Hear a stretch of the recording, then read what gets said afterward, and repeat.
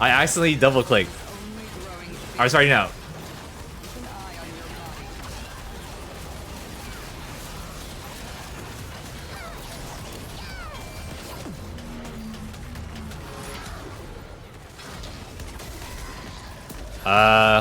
Yeah, this pattern right here, you were shielded, but you could have, like, that one's actually pretty dangerous if you're not shielded, so, if you want to, like, be, like, min-max about that, you want to tank, you can tank one, but if you tank two, you have, like, a high chance of dying, especially on, like, a soldier class, so you definitely don't want to tank 2 hits, so you want to be, like, directly behind him, or just, like, not be behind him at all.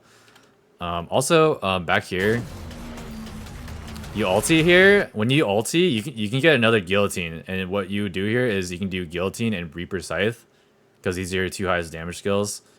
So you don't need a vestige here. I would just send the guillotine and Reaper Scythe. But yeah,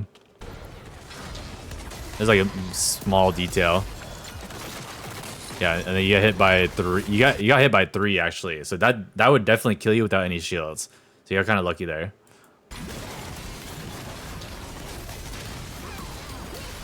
No. So he like disappears here. This is I mean, I don't think people probably know this, but it's on a set timer. So he disappears like pretty soon after you start the fight. So you distract him, you send him like your burst or whatever, and then like 20 to 30 seconds later, he'll start doing the grab pattern. It depends what he does like before that, but generally speaking, he always does the grab around this timing, and then later on he also does it too. So it's like a internal clock. I don't actually know the timer, but you can keep that in mind. Is it 1 minute? Well, it's not 1 minute from the start. It's definitely like pretty soon after you start. But for the second one, I don't actually know when the second one is. Yeah. Also, yeah, for this grab right here. So I'll just he always you can see, okay, you can see the numbers here like right before he's about to grab. So like as he's disappearing, if you're still hitting the boss, you can see the numbers pop up here. So how to dodge this grab, guys? A lot of people still get hit by this grab. It's actually extremely easy to dodge. If you're hitting the boss, you can see where he appears beforehand. See how he notices the number right here, and he immediately walks to the side, right? The boss always disappears behind someone, and then stabs in the same direction that he was disappearing from. I'm pretty sure. I could be wrong on that, but he always stabs from one spot. From like he stabs towards his disappearing spot, basically. So what you do is you always walk sideways, like how Zamunda did here. And like a lot of people just like sit here, or like they're like confused, like they don't know where he went. But anytime the boss teleports like that, or disappears, he's gonna grab someone. So and then he happened to appear right here. You can see the numbers here, and then you just walk sideways. You'll never get grabbed ever again, as long as you move as soon as he like disappears, and you'll never get grabbed. It's actually a very easy pattern to dodge. So if you get grabbed by this constantly, yeah, it's very easy. Don't get grabbed, guys. Yeah. So yeah, again, like he stabs this way, so you just walk to the side. You walk to the side of him. Yeah.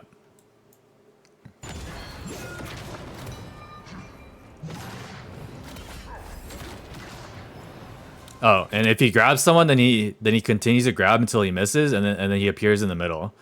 It's actually safe in front of him, I'm pretty sure. So he's right here. He's gonna throw him this way. And it's actually safe as long as you're like close to the middle. If you're like over here, you're gonna get hit probably. But if you're closer to the boss, you don't get hit. So yeah. You see how you didn't get hit there? I'll go back again. He's standing in the middle. I think if you stand right here, you're gonna get hit. So as long as you're like somewhat close to the boss, you can like pre-cast some skills here, or like you don't know which way he's gonna face. At least I don't know. If someone knows that there's a way, if someone knows which way he's facing when he does this, let me know, because I actually don't know which way he faces when he does this. Yeah, I have no clue. But if you're a hitmaster, you just like pre-cast your skills here, and then it doesn't matter where you stand as long as you're near him, basically. So yeah.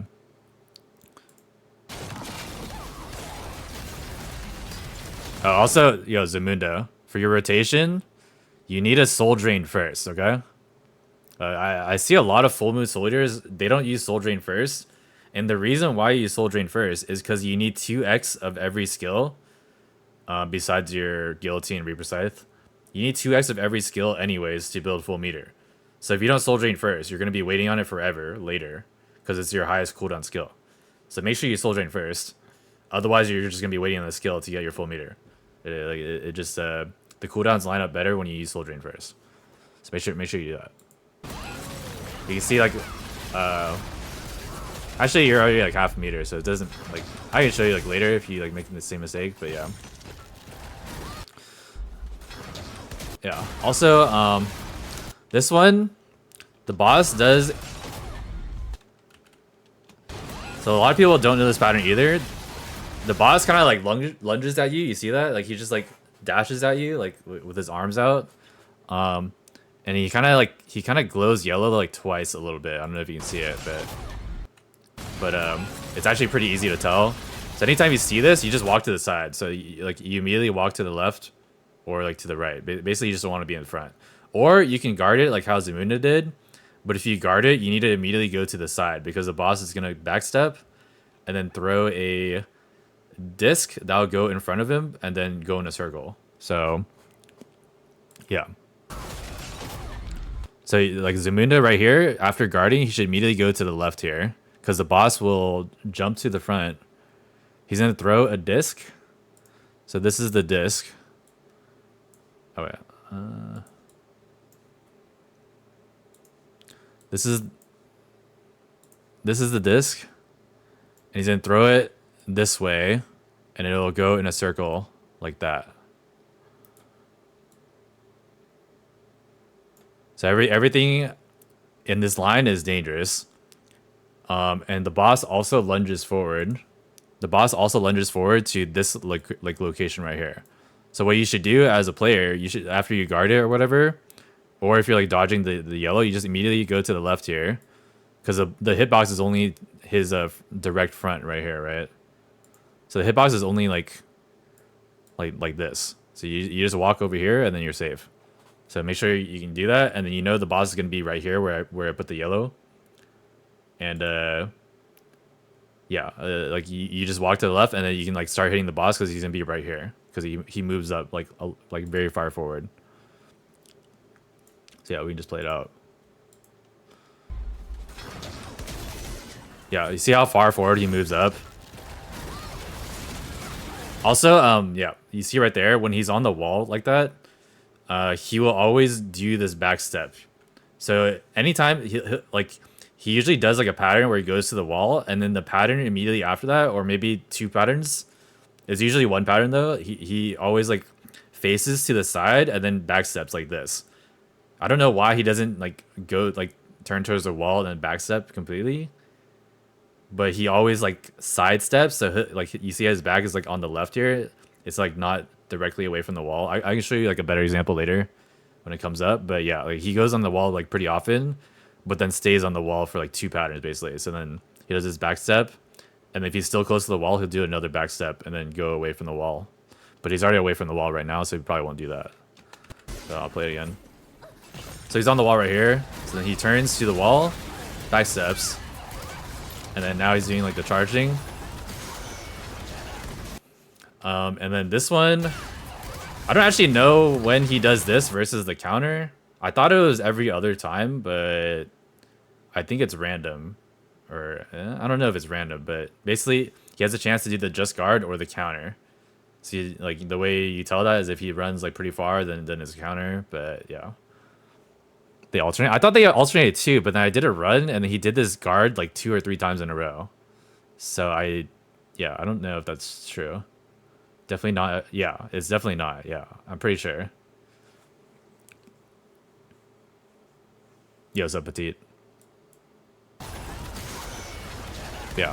For this just guard, he targets one person, charges towards them, and then he'll target the person again and jump on them. So if you know it's on you, and you want to keep the boss facing the same way, you can just stay like over here, and then the boss will jump towards you. I think it's on this guy over here, so then he'll jump on him. Oh no, it's on someone in the back. But this is usually what he does. He does the just guard and he jumps on someone, or he jumps on the same person who's usually on the back, and then yeah, he'll do like a complete 180 basically. So yeah.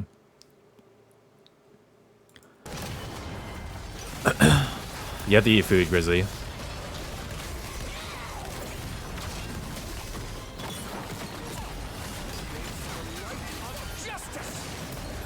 You see, you use okay. So you use Soul Drain. This is more of a like a mistake on the playing the class. You use Soul Drain last again. So now like you can see your meter. This is why people think Gluttony is bad. By the way, people think Gluttony is bad because like you're waiting like forever on Soul Drain. But like, the problem is your rotation is wrong.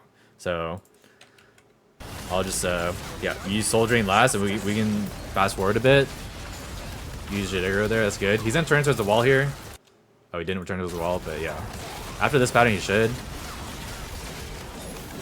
Oh, he didn't do it again. Okay. Yeah, you're waiting for a Soul Drain there. That wasn't really a good example, but yeah.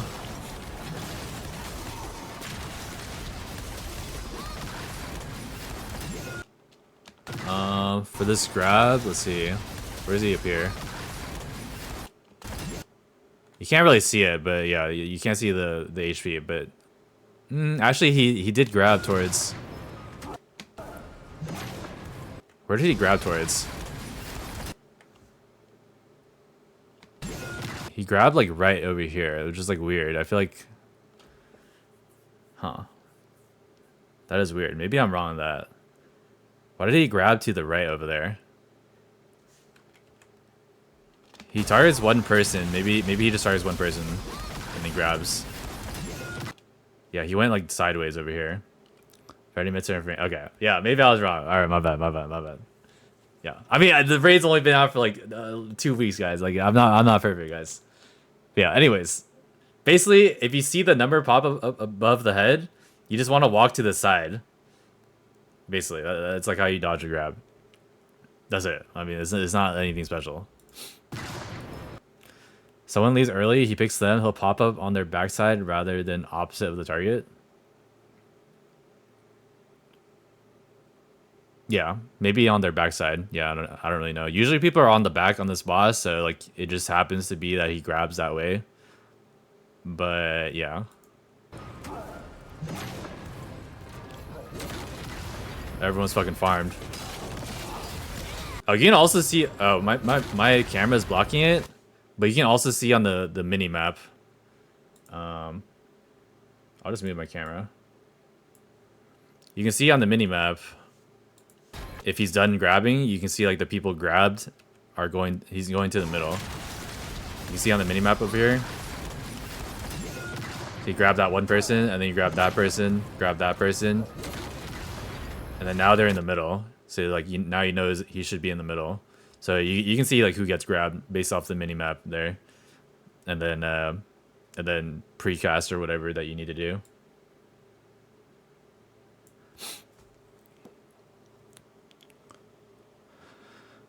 Baitable. Some people react to him disappearing for the grab faster than others. Yeah, I mean you should react to it. It's pretty easy to tell. He just like disappears. Yeah.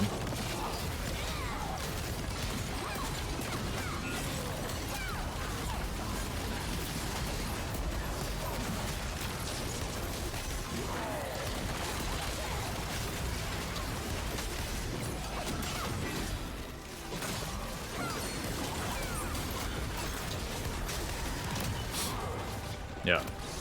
So here, this is full moon or like any burst class, if like or any class basically. You see he's at 240. He's doing a pattern like this, and like you're close to full meter. You need to send your burst ASAP because you can build meter on these icicles, right? So you should look at his HP here and like know that you need to send your skills ASAP. So yeah, you don't actually need to walk all the way over there. You could have just sat here and then started sending your skills because then you know he's gonna move forward like this, right? So you should have sat here, sent your skills, and then you can burst here. I would double vestige here because he's gonna phase. Actually, he probably couldn't get. That was fine. That was fine. Yeah, but you could have gotten some more skills off if you sent your meter gen like earlier, because like you didn't know the safe spot for the disc. So yeah, but yeah, you can build meter on these, and I'm sure you know. So.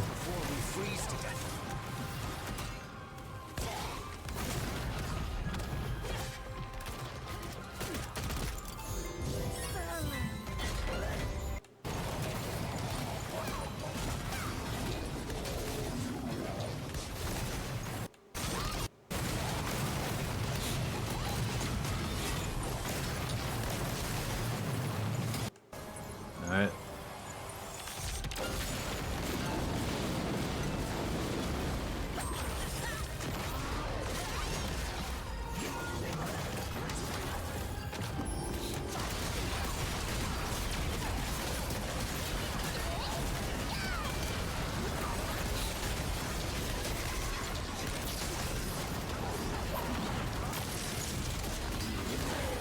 Yeah, you keep trying to use You keep trying to use Death Order first. Just use Soul Drain first, bro. It'll feel a lot better. Just use Soul Drain whenever it comes up, and it'll feel better.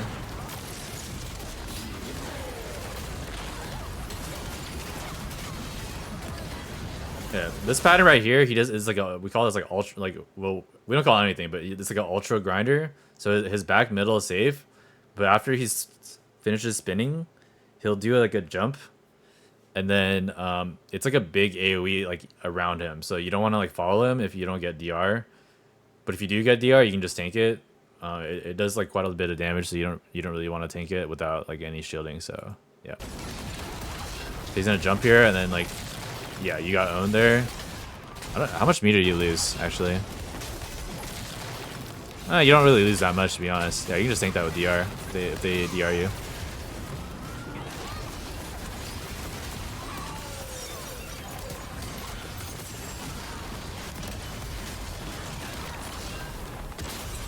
You gotta time the besters there, but it's fine.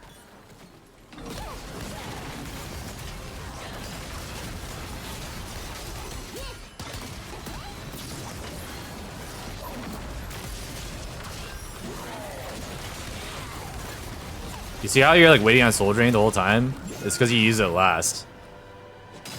Yeah, he did a grab there. Yeah. It should be two of every skill. Two Gluttony, 2 Astros, 2 Death Order, 2 Soul Drain, 2 Vestiges, and then like your Guillotine and Reaper Scythe. You do need to land all of these for it to work like that, but yeah, otherwise you wait for like a third Vestige and they should be fine. But yeah, you do want to use Soul Drain first.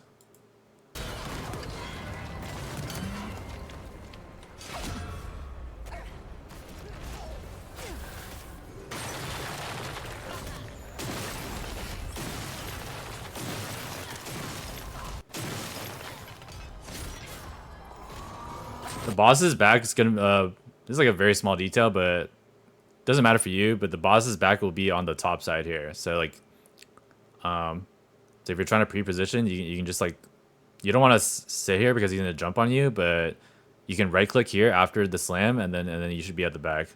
So if you're a back attacker, you can do that. It's just like a very small detail though.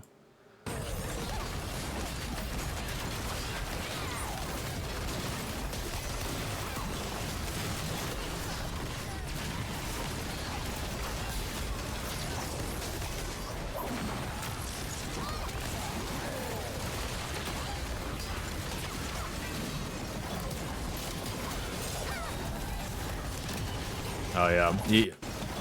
So you got hit here. You got hit here. You need to be on the center back because the area effect is actually what is it like? How do I draw this? Like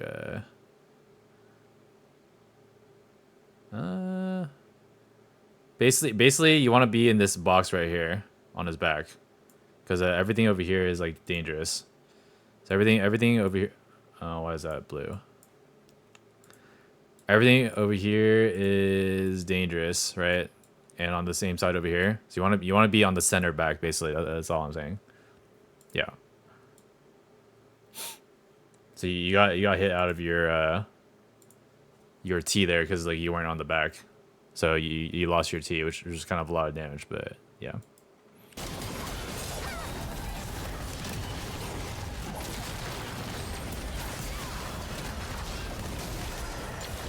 Yeah. I don't know. Oh, sometimes this visual bug comes out. He usually like generates like rage or whatever, or like, and then he doesn't show the animation. So like, it's kind of hard sometimes, but you just have to look at the HP, and you knew the pattern, so it's fine. But yeah, basically people want to stay at the front here, and you want to stay at the front until Jaderico breaks him. He didn't do this like long pattern where he like tosses these things. Your support should DR here. I don't know why he's not DRing. Also, you guys should all be at the front here. I don't know why this guy is moving, or like why people are moving, but this guy kind of griefed you guys, and then like the discs are hitting you guys now. The support should have Awaken, I think, right here, or at least like DR. This is a pretty dangerous pattern. You want to send Jaderico like ASAP so you can stop this pattern basically. So I don't know why you guys aren't sending Jaderico. You guys are all dead. Yeah, he sent that really fucking late. It's supposed to cancel this pattern. It's supposed to cancel the jump here. Like the jump just did 120k damage to you, and then you lose a lot of gauge too. Like everyone loses a lot of gauge. So you need a, yeah, you can awaken after the guard. Yeah, that's fine.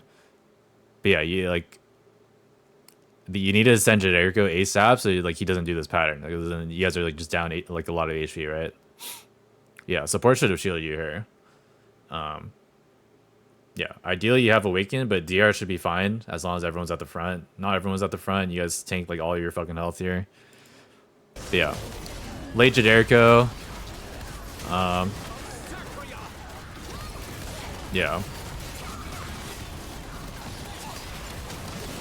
He's also right now he's enhanced patterns. So like basically all the like I'm sure Memorizer's guide goes over it, but yeah, there's like enhanced patterns. They're like very small variations. But you don't see this phase very often, so it's like I don't want to say there's no point going over it, but yeah, I don't even know that many patterns either because usually like they already broke it, right? So like you don't really see that many of those patterns. So yeah. Yeah, you see the numbers right here, and then he grabs. You just want to walk like sideways. Like if you're diagonal to the numbers or whatever, like so he ended up grabbing towards himself again right there.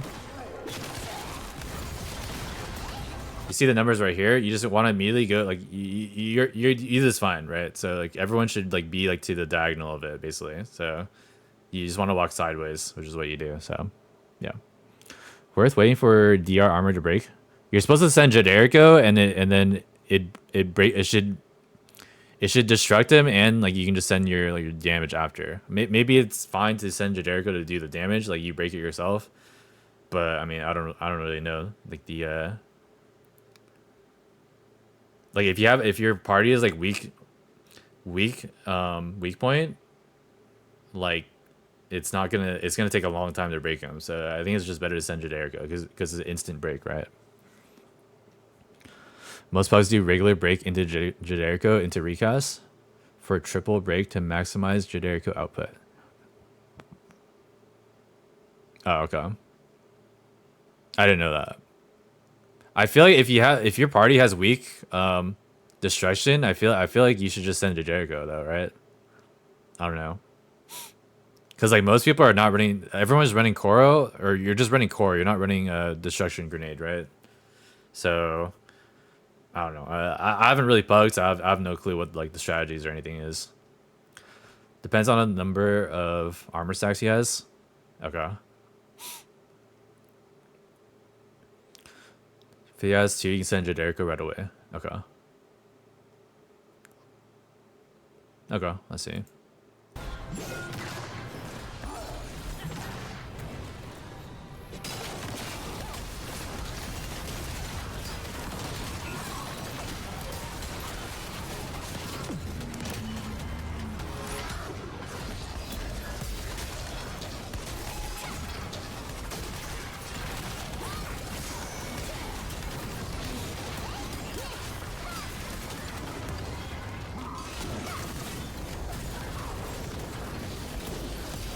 Yeah, so this target right here, this one's actually pretty easy to bait.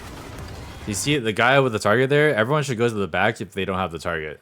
Because like this guy like just sitting here and he griefs the team by getting hit by the disc. You should never get hit by the disc. You just want to pay attention to the fight basically. He does this like long wind up animation like this, and then he starts turning towards like the targeted player. So the targeted player, this is a very slow wind up. He's gonna turn very slowly to this player. Everyone else should go immediately to the back because it's targeting one person on the back. You do not want to get hit by the disc because you can cause a wipe and like make someone die if you tank the disc here. So basically you just don't want to tank the disc because then it'll split up, and it might kill the person far because they like bounce everywhere, but it'll also like stay around the area right here. So we can just watch it. So the blade gets hit there and then it splits like that, and then they come back.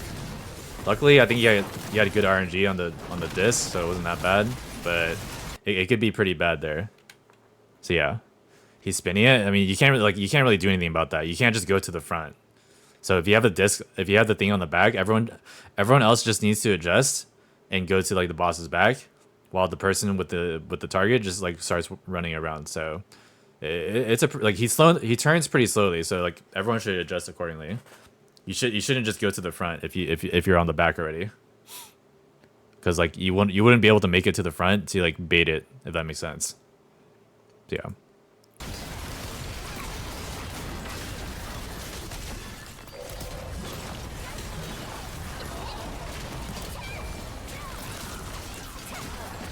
That tail one. That tail, yeah. This one you can tank with paralysis, by the way. The other one where he like does a wind up and then does like the tail swipe on the back, that one knocks you up later. This one you can tank with paralysis. Generally, the support should DR this. This is a pretty easy DR pattern. If you're a back attacker, it's kind of free. But if you're like tanking this tail slam, you don't have DR, or you don't know if you have DR, you want to make sure you stay in the center. You usually dodge this because you're a soldier, like you don't really care, but you just want to stay centered with the boss's back, because if you're like off center, you end up getting hit by 2 tail slams, and with no shield, if you're like on eye level, you have a good chance of dying basically. So no, this is paralysis. This tail thing is paralysis. You're mistaking it with the other one where he does like the uppercut like tornado. I can show you like later when it comes up, but yeah. This is paralysis. Grab again.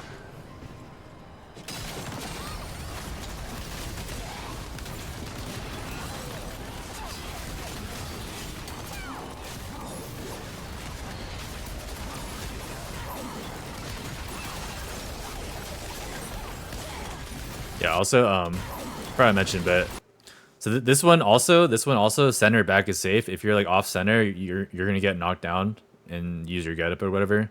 You can also vestige through the boss, which is what you do. And I think the front side, I think the same thing applies to the front side. So like you want to be like centered with the front. So front and back is safe here. The other one where he jumps after, like the big jump after, that one is not front safe. It is only back safe. But yeah, this one is front and back safe. Yeah.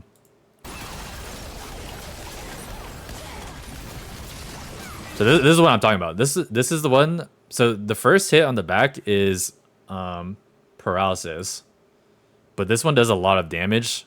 So if you don't have DR, you kind of just eat a potion. But he like swipes on the whole like backside, and then he also does an uppercut on the front. So if you're anywhere in this area, you're gonna get hit. So basically, if you don't want to tank it, you can just like stay on the side, on his left or right, which is what Zamunda usually does. Or you can just tank the tail slam on the back. If the support DRs it, then you're safe to hit. This is paralysis. This first part is paralysis. The one on the front is push immune. So if you're on the front, you want to make sure you have a push immune available, or like you just like aren't there. And then the follow up, we can play it out. The follow up, on the back is a knockup. So this is a knockup. I think people are knocked up right there. Oh no, no one's knocked up, but yeah, that's a knockup. Yeah, you see how the back is that one's paralysis, and then the follow up is a disc, and this one's just inside safe. So it's like pretty self-explanatory. And then this tail slam right here is actually fucked up, but yeah, actually, if you're in his hitbox on the side, it hits you basically. So I'll just draw it out, how it looks like. So basically, if you're anywhere on this side, actually, I think even if you're in his hitbox, I'm pretty sure I was inside his hitbox one time on my Reaper, and I got hit anyways. So I can try to draw the dangerous part. So he does two tail slams, so one this way and one this way, and these both knock, but the actual radius of like danger is like this. So if you're anywhere in this like location right here, even on the sides, if you're in his hitbox, you're gonna get hit and knocked up. So you want to just make sure you're like standing a little bit away. You know how hitboxes are in Lost Ark. So like basically, if you're in the hitbox or like sitting on top of him, you're gonna get hit by the knockup. So you want to make sure you stand like a little bit away, or just stand on the front. The front is also safe. So bigger safe spot on the left side. It should be the same. He just does two tail slams on the left and then one on the right, but it's like off sync. So the one on the left is first, and then the one on the right is followed up, right? Does that make sense? So yeah, that's how that goes. So yeah, basically, if you're in the hitbox, you want to make sure you're like not like touching the boss. If you're touching the boss, you're gonna get knocked up and get annoyed. So took your advice and played better today. Ended up getting the clear finally. Still could have done better. Having to burst crystals sucked, but could have done a lot better. Yo, nice man. Yo, congrats on the clear, bro. Yo, congrats, man. All right. Let's keep going. Honestly, gate 1 is pretty fast. I thought it would take longer, but I mean, gate 1 patterns are pretty self-explanatory, so I mean, it's not that long so far. So this is what I'm talking about. The front here is not safe. If you're on the front, you're just gonna get shit on. So definitely do not be on the front here. If you have no shielding, you just automatically take like 200k damage if you just sit here. So if you see this, you want to immediately like use a skill or like a spacebar to like get to the back, because like this is dangerous right here. So this guy has a shield, so he's fine. But yeah. Wait, what happened here? Oh, you use your get up there?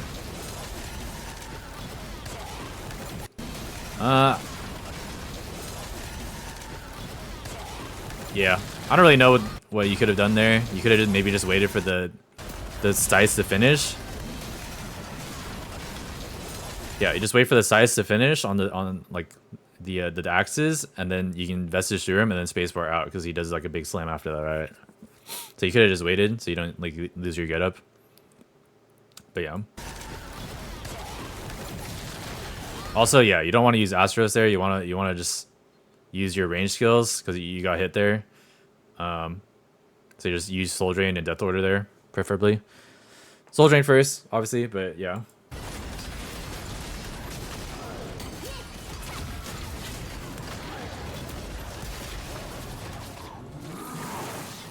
Now it's phase.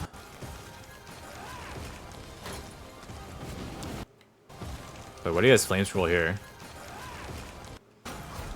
I don't know about flame scrolling here. Also, this part, just to note, guys, if you're on this part, guys, there's no reason, because you're gonna wait anyways. Don't even stand up here, because if you stand up here, you have a chance of breaking these crystals and then just wiping the group, right? Just stand like down here, bro. This is just like a PSA. Like, you don't need, like, getting there early doesn't do anything. Just wait for your team. If they're slow, it doesn't matter if you get here early. That's what I'm trying to say. So you want to just like wait over here and just wait for everyone to come up, and you just walk up together and break it. Because I've had like 2 or 3 wipes where like people walk up early and then it just breaks the crystals like by accident or something, and then we just wipe because like 2 people die or something. So like there's actually no point in getting here early. It doesn't do anything. The only thing that like changes is like the boss Zerg timer. The timer starts when you break these crystals, and then it closes off and then kills everyone on the bridge basically. So you want to make sure you just wait. Yeah. Earth. Yeah. Word answer for getting to turn off combustion. Yeah, and people like auto attack. Yeah. Anyways, yeah. I don't know. Also, I don't know why you guys scroll here. You're supposed to, well, at least what we do after the stagger, after the second stagger. So when he starts jumping around, after the second stagger, we end up using Efernia, to get our meter back, and then you're supposed to use the last scroll for 60x. But maybe you guys just didn't want eggs or something, so maybe that's why you use scrolls here. But I mean, I don't really know here. Most groups scroll here. Really? Wait, what do you use for the sidereal then? I mean, you can use Efernia even before this part here, because you can use it like back here at like 130 if you wanted to. Most groups Efernia here. Yeah, I mean, I don't know if there's like a set way to do anything right now. Memos got a scroll here. Oh, really? I don't know. I have no clue, guys. I have no clue. Pug lobby, you scrolled, everyone else did. Okay, I see. Damn, you guys have a lot of patience there. That shit is broken immediately when someone gets there.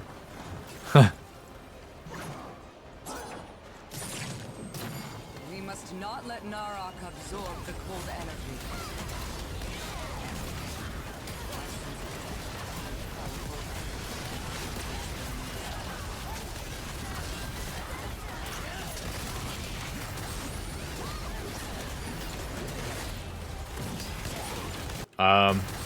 Yeah, no one's at 7 o'clock right there. Oh, actually that guy is, but like, you know, like everyone's at fucking 5 o'clock here. So like, I mean, I feel like people, a lot of, like even my group, like they make this mistake. Like everyone goes to like one side, or people like ping, or like people calm. Just like open your eyes and see like where people are at. Like you don't need to like all be in one spot, or like, you know what I mean, like, or like beg for someone to like sit on the spot. Just like open your eyes and see who's where, and then you just stand in the line. That's it. It's not anything like crazy. Do you know what affects the number of spawns? Like these spawns? No, these are like, so random people get targeted. You just do P1, P2, like P1 top, P2 top, bottom, just to like spread it out. But I don't like, you can have like all of them bottom. You can also have the random spawns just spawn like on top of you. The random spawns, basically everything's random. So everything here is random. So you just want to see where the random spawns are, and then you want to put your crystal like away from that random spawn, basically. Because then if you put it on top of like a random spawn, for example, then you kind of like fuck over your group, or like you're gonna take a lot of damage, basically. So you want to just want to spread everything out, basically. That's all. Someone screaming, "I'm frozen" during this part. The fucking Clem, bro. Like this guy like perma frozen on this part. I don't get it, bro. I'm just like, dude, like, how are you frozen every single full? Like, what the hell? People need to drop them away from the yeah. Well, the defaults aren't default. They're random. So like, it's hard to know where to drop them. I'm pretty sure they're all random. Like everything's random. But yeah. These are fixed as 6, 4 spawn randomly, and 2 spawn on random players. I don't really know, to be honest. All I know is that like the first ones that spawn that drop from the sky, like that's not targeted on people, are random. Those are random. And then the 2 people that are targeted are also random, I'm pretty sure. Doesn't it freeze you if you're less than 50%? No. Okay, that's also okay. That's also a common misconception. What freezes you is this fucking fog. Why do you think we're on the edge here? We're on the edge because the fog is gonna freeze you / kill you. That's why you're on the edge. What freezes you is the fog. It's not the fucking crystal dropping on you. Maybe someone gets like dropped on here. You see that? He gets dropped on. He takes literally no meter loss. Maybe this guy. Oh no, that guy didn't. Look at the artillerist. He gets hit here for sure. He didn't lose any meter. What freezes you is the fucking fog coming from the boss. That freezes you. Don't hit it. Don't get hit by it. Yeah, you just get knocked. That's it. I've literally had the crystal drop on me like 20 times. I know, guys. I've been dropped on the head as a baby like 20 times. You think I don't know this? I know this, guys. It's not from the crystal, guys. It's from the fucking boss. The fog. Yeah. That guy sidestepped it perfect. This guy, yeah, this guy, he just full ran though. That's how he was able to dodge it. If you're talking about the Artie, he uses shield. Yeah, he uses shield. He just like, yeah, he was in shield. Worse when players drop their spears at the far edge, makes the second stagger check annoying. The second stagger check? Oh, does he jump to like these random spears? Is that like where he jumps? I actually didn't know that. But like, I mean, if you go into the boss, you're gonna get frozen by the fog, so you don't want to do that either. Oh, there's a debuff timer. I didn't see that. I didn't know about that either. But yeah, apparently there's a debuff timer if you have the target. Yeah, he jumps on them. Oh, okay. Okay, but like the drop time comes like, so when it actually drops is like when it's like almost immediately after the fog disappears. So you don't want to just like go in early. You don't want to get frozen because that's like way worse than just like dropping it like closer. You just want to like stay like, you don't want to be on the far edge, but you just want to be like closer to the edge. Yeah. That last fog ring is fake. I feel like that's not right. It might not visually be correct of like it disappearing versus like when you can walk in or whatever, but I don't want to just say like it's fake. I feel like it might not be fake, but I could be wrong. I don't know. Just fucking drop the crystal. That's all I'm saying. Don't get hit by the fog. If you get hit by the fog, you troll your entire team, and then like you beg for a fucking cleanse or whatever when no one has cleanses. Like and then you guys failed the stagger. It's like a dumb mechanic to wipe to. Just put the fucking crystal on the ground and then do the mechanic. That's it. It's not hard. Don't take the fog thinking that like you want to drop the crystal closer. That's it. Yeah, that's it, guys. We must not let Narok absorb the cold energy.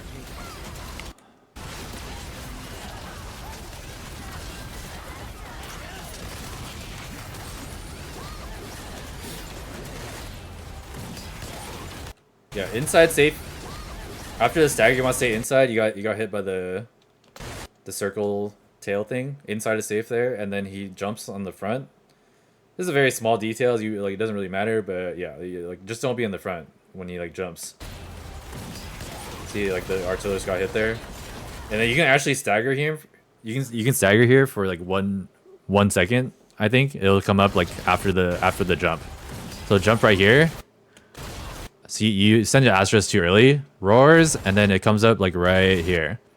So right when he gets up, basically, and then you can stagger him a little bit here, and then he'll jump. So, yeah, don't use your stagger early. Just wait for the stagger bar to appear, and then send like a skill, and then he'll probably jump, and then you send the rest of your skills, right?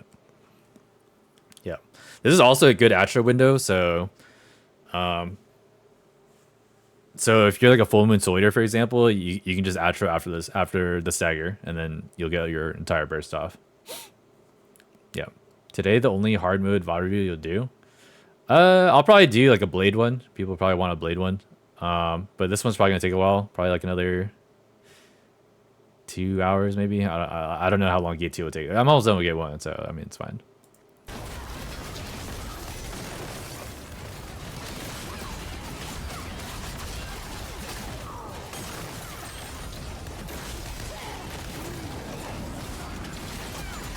Also, soldier stagger rotation.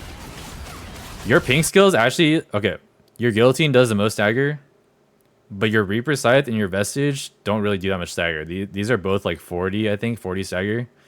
For the cast time, it's not really worth it.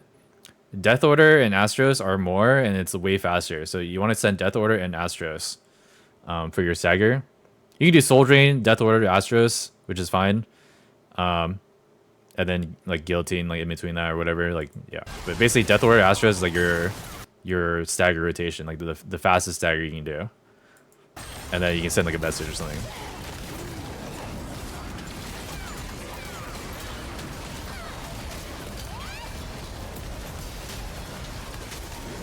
Small detail there, but you can back attack your vest or your Reaper Scythe. The boss is sitting still. You can vestige to the back here and then Reaper Scythe. Yeah, I mean it's a small detail, so yeah, you don't get the back attack there, but I mean it's fine. It's whatever.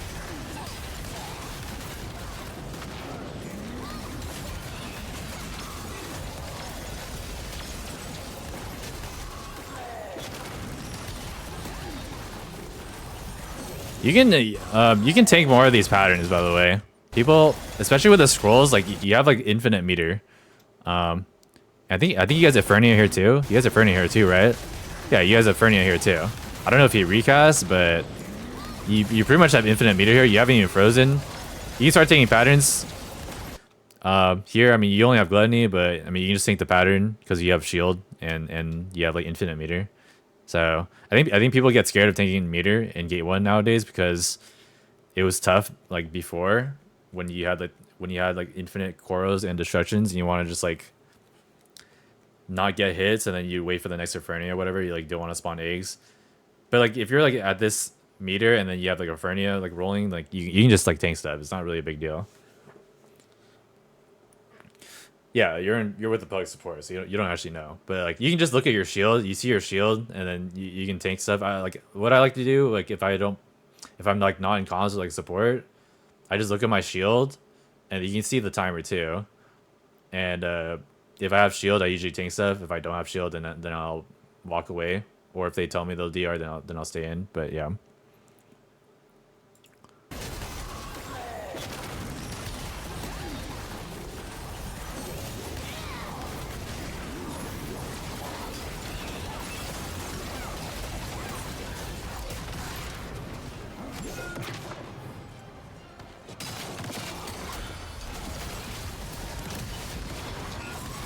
Oh, you vestige there. I mean, you probably know now, but yeah, don't vestige there. Also, here again, like the hitbox is it's like a big like rectangle basically. Actually, I don't think it goes back that far. Let me like big like rectangle from up here. Like right here. Basically, you just want to go over here. Just go over here, and you won't get hit. You like walk sideways. Don't walk to his back. You can walk to his back, just like not right here, because then he's gonna backstep, and then the hitbox actually hits him like on his way back too. So you don't want to like sit there. So you're gonna get hit here. Yeah, the hitbox is like right there.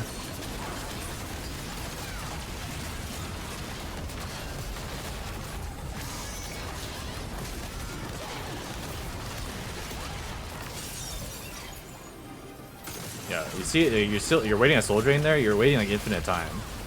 I already said this, but like you're waiting so much time for your soul drain to come up because you're going in order of lowest cooldown to highest cooldown. So like, Astros is your lowest cooldown, then Death Order, and then soul drain. So when you do it that way, it ends up being like a lot slower rotation because of that. So just make sure you fix that. Fix your muscle memory for that.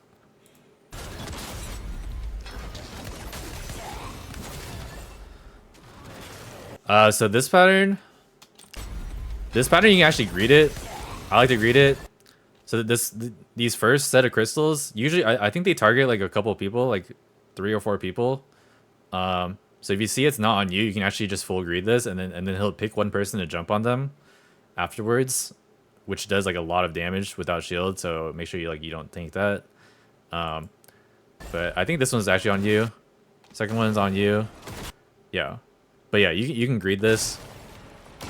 Oh, the one after that wasn't on you. I don't know if it like changes or anything, but let me watch this again.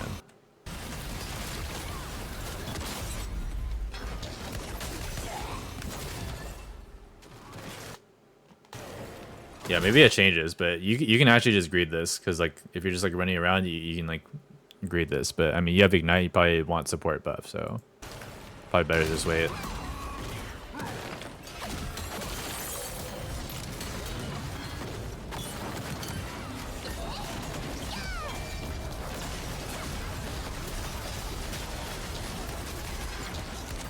Here, you could have,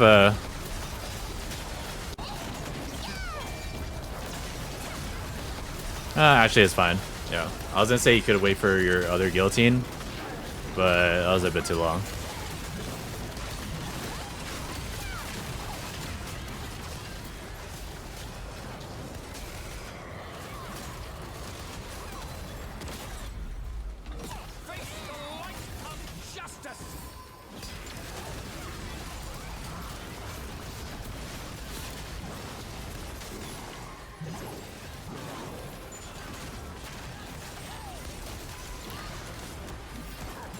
Grab pattern.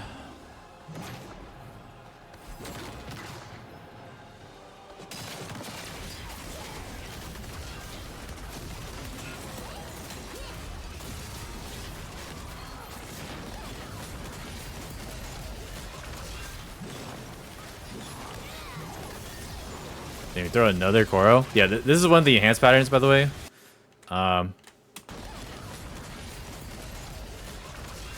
So he does like the 2 swipes here, and then he'll do a 180, which you can paralysis the follow up here. So I think you paralysis there. He does like a paralysis push, and then pushes you to the outside, and then it knocks you. So the swipe is a paralysis, and then the part after that, if you get knocked by the paralysis, you get hit by the knock up afterwards. So you want to make sure if you're gonna follow his back, you want to use like a paralysis, so you don't get like knocked back into the knock up, or you can just go to the other side because he's gonna 180. But yeah.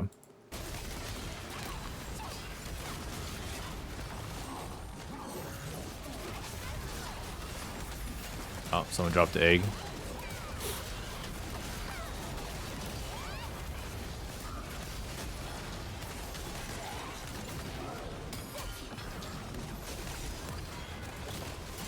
This one's just inside safe. I don't know. Does that hit? He like walks forward a lot. You want to just follow his back. People get scared like what he's doing. But if you don't know what he's doing, he's probably just doing the free pattern. This is a very free pattern, just DPS on. Wait, what is that?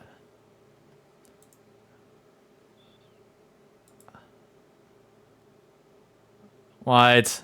Wait, is this on your Soiter? I mean, the cooldown kind of sucks. I mean, this line sucks for Soiter. I'm pretty sure. But I mean, that's pretty good. That is a 5 line. That was pretty good, man. Oh, yeah. 9 cooldowns to make up. I guess you could do that, yeah. Yeah, I'm not sure if this hyper probably hits. I think maybe. Oh, it does. He doesn't move that forward that much. So right here, so this is the dangerous pattern. They nerfed this in KR. Wait, how did that guy die? When did this guy die? I don't even see. Oh, he got grabbed. Oh. I'm pretty sure this guy can potion. This guy can pot right there, I'm pretty sure, but he didn't. But whatever. Anyways.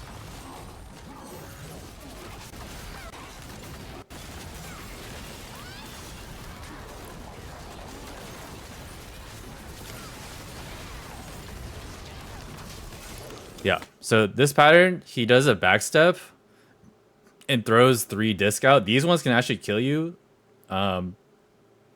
So don't tank these.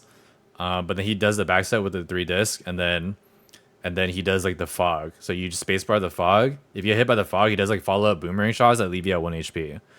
And this one is nerfed. It used to just kill you, and then people would just like wipe here, and it would be annoying. But they nerfed it so it doesn't kill you. But these ones can kill you, so don't like tank these ones over here. The initial disc. Yeah. This is fog. Yeah. That's fog, and you're supposed to spacebar it, but everyone usually gets farmed by it because no one recognizes it because it's like a pretty rare pattern. But yeah. Now he does the follow up where he like throws a bunch of discs. These ones will leave you at 1 HP. They won't kill you.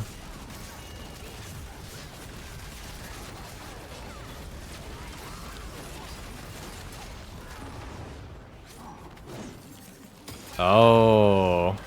Did they tank that? I don't know if they tank. Actually, oh, they did tank it.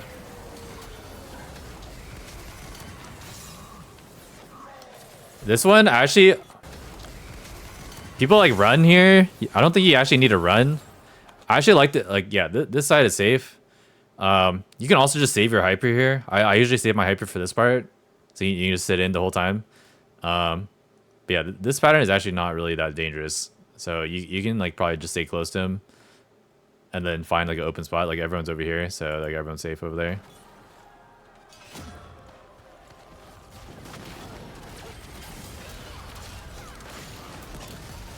Yeah. So right here. Right here, you see your timer to burst is like pretty low.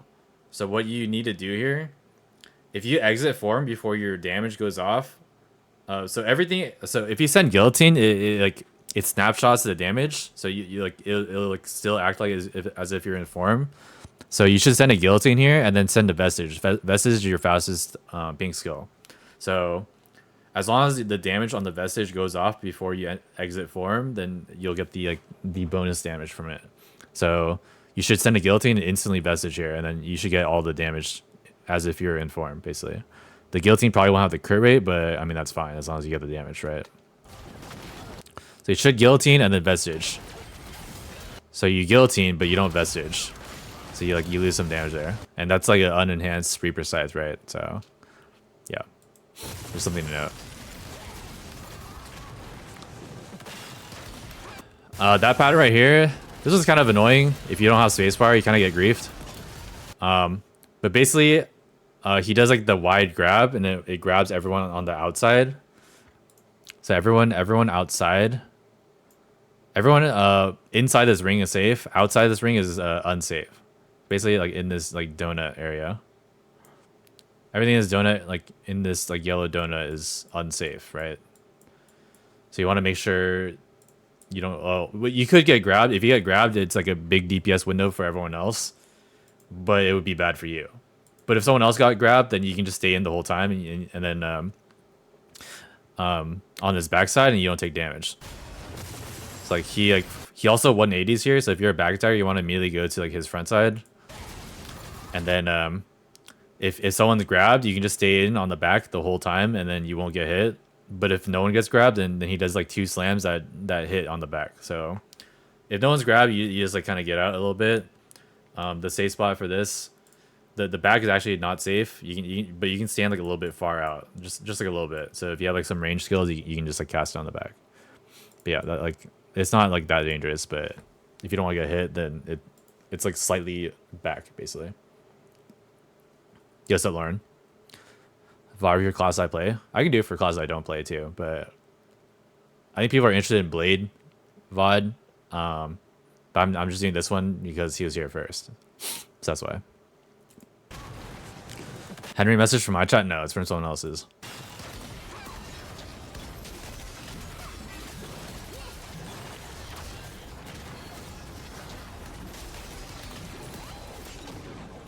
Yep, you dodge that, you just go to the side. You see, you just use spacebar over here, you didn't even get hit.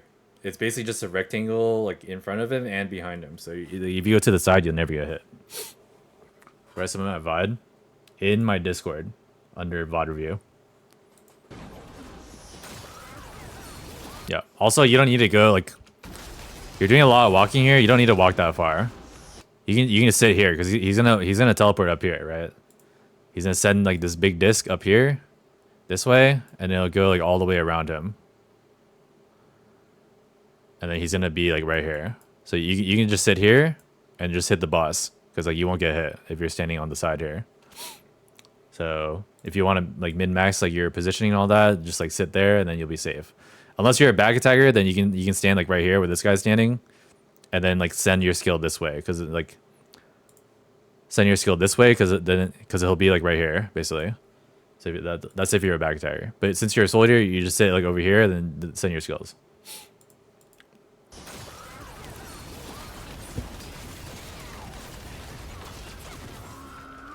This one's counter. If you don't have counter, A lot of people run around this pattern because they don't know what's going on. But if you know what's going on, like he's like in the air for a while, you want to group up with other people so they can counter. If you don't have counter, you want to group up with other people so make sure they counter. It looks scary, but just know that, like every pattern gate 1 like can't really kill you. So if you don't really know what he's doing, there's a good chance it's not really like dangerous. Besides like the fog pattern, that one, I mean that one leaves at 1 HP, so it's not really that unsafe. But yeah, you know what I mean, right? So like most patterns are like, if you don't really know what he's doing, it's probably like a random like rare pattern, and then you just like react to it basically. What's up, Brad?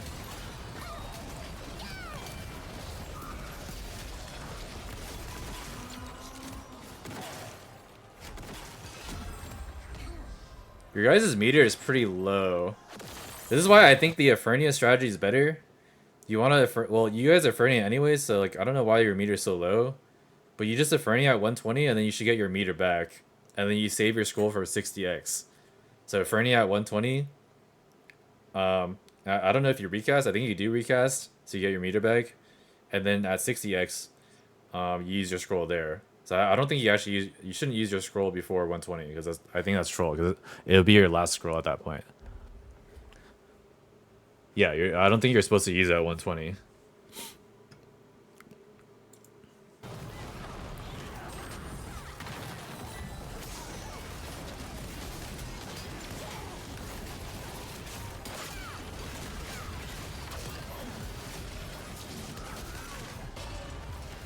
You break him, nice. Yeah, anyways, I know you're not a back attacker, but one thing you can do better in Soldier, you do have a back attack skill on Reaper Scythe. So if you're able to right here, you know he's gonna turn 180. So you could Vestige back here to his front side, which will turn 180. And then charge a Reaper Scythe on his back. And you get like a little bit more damage. But again, it's not really that big of a deal. It's just like you should do it if you're able to, and you're definitely able to here. So you want to like get the most damage out of your Reaper Scythe, basically. Out of form, do you always guillotine and then Vestige? Not always. It depends on the situation. So if you're gonna Vestige, you want to use it with like purpose. Like let's say like you want to like dodge a mechanic. You want to dodge a mechanic, or you like want to use it to reposition. So like right here, you should use it to reposition to the back. So I would use it like after like exiting form to reposition, or to get out. So like basically, if the boss is doing like an AOE pattern, like what he's doing right here, you can use it to get out, and then also do damage to the boss. So it depends on the situation. I don't always do it that way, but sometimes I do, right? Yeah. Future shake mode. That's crazy.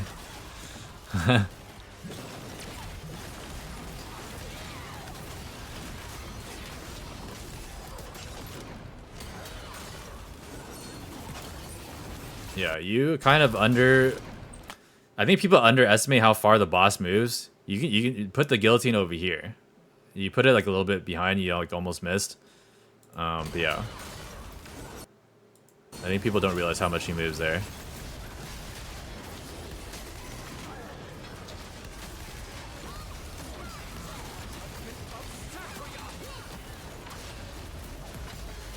Yep, that's it. Not bad, not bad. Nice Edge strong again. It's because you're able to play the class. Yeah, Nice Edge is strong. But yeah, anyways, just something to note. Let me try to skip through, like see if he's on the wall, whenever. The patterns are pretty self-explanatory in this gate.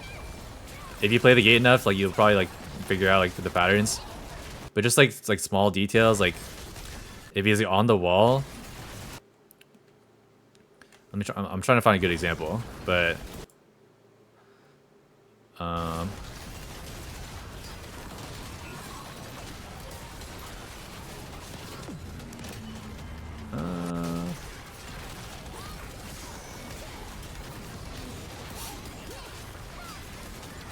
it's not really a good example, but basically like when he's on the wall, he's gonna do like the slam and then backstep, so he can get away from the wall, basically, right? Maybe it's like right here.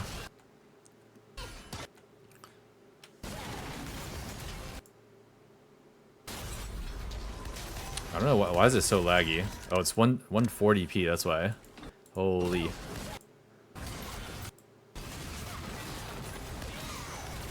Or 1440. My bad.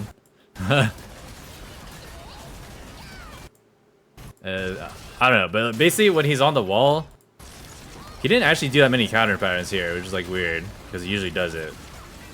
But yeah, when he's on the wall, he'll do a backstep like that. Like this thing right here, he usually does it sideways. If he's hugging the wall right here, like it usually happens when he goes to the wall and then does the counter pattern, right? When he goes to the wall and does the counter pattern, he'll usually like backstep like this, like let's say he's like right here. He usually backsteps like this way or like this way. And then like his back is like on this side, these sides. And then he ends up like doing it again, maybe one pattern and then does it again, and then backsteps this way. So if you see he does it left or right, then he's gonna do it again to go away from the edge. I don't know why they didn't code it to just like immediately go away from the edge. Yeah, I don't know why they didn't do that, but basically if this happens, then he just does it twice, and then yeah, that's how you like know. So you'll miss less skills if you know about this. That's like when he's hugging the edge.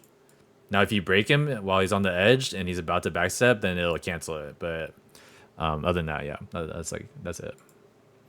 The tank puddle pattern in gate 2 phase 1. I mean, we're not in gate 2 yet, but yeah. All right, that's gate 1, guys. All right, gate 2. How long did gate 1 take, guys? When did I start? Like an hour ago? Was it an hour? Surely it wasn't an hour. Shit.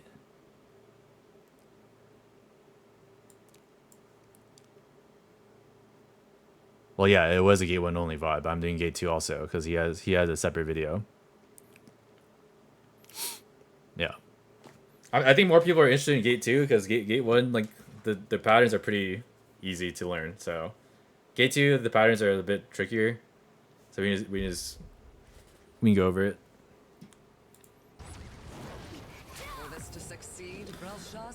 All right, a lot of people get farmed by this just guard pattern. So I'll just tell you, like people look at the size, but you're not supposed to look at the size. You look at the yellow circle. So I can play it in slow mo for you.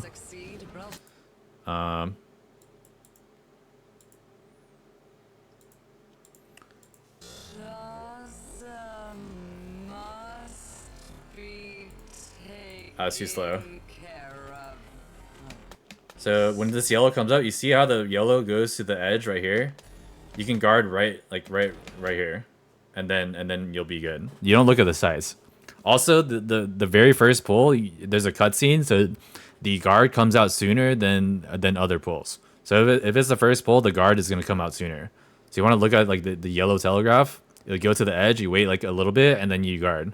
The guard timing is actually pretty lenient, so like you shouldn't really like mess it up. But yeah, I can guarantee you all these people are gonna grief here or get hit. Right there. Actually, no one got hit. Wow. Okay. Everyone in this party knows. Okay.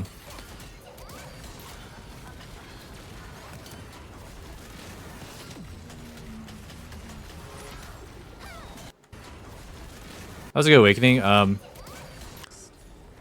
So I think you're stacking adrenaline, but you could have stacked before the boss even drops. So like you kind of waste some time like stacking adrenaline when you could have like you can pre-stack adrenaline with gluttony and Death Order, Astros, or you can even Lunatic Edge. But basically you should be stacking like ahead of time. So make sure you don't wait until now to stack.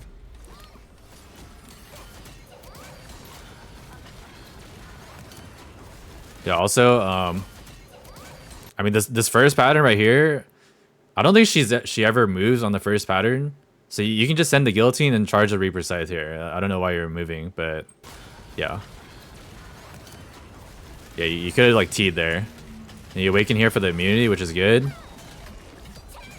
And you, right there, you had guillotine right here. You can guillotine and then T. Guillotine's a very fast cast. You should just guillotine and T.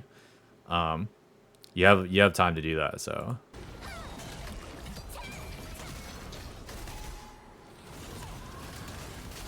Oh, you sent. Oh, that's bad. You send the death order before you exit form. I do that like a couple times.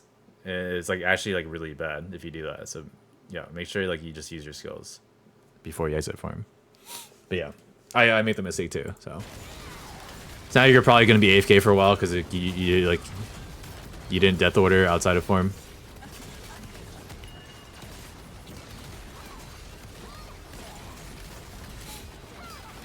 Yeah, now you're AFK.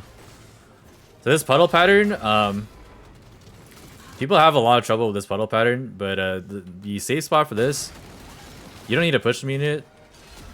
So basically, okay, there's random puddles. There's random puddles, and then there's puddles that spawn under each player, right? So how this works, you can run around. You can run around, and then you can send some range skills or whatever. And then basically you can greed this like pretty easily as long as like not everyone's like around the boss like griefing you with the puddles. But yeah, each puddle like spawns underneath the player, and there's also random puddles. You can run around, and the safe spot is actually she does like ring explosions. I'll draw it out. She does these ring explosions. So there's one on the boss, and then there's one like a little bit outside. You know what I mean, right? So like, it's like pretty small safe spots. It's very small safe spots.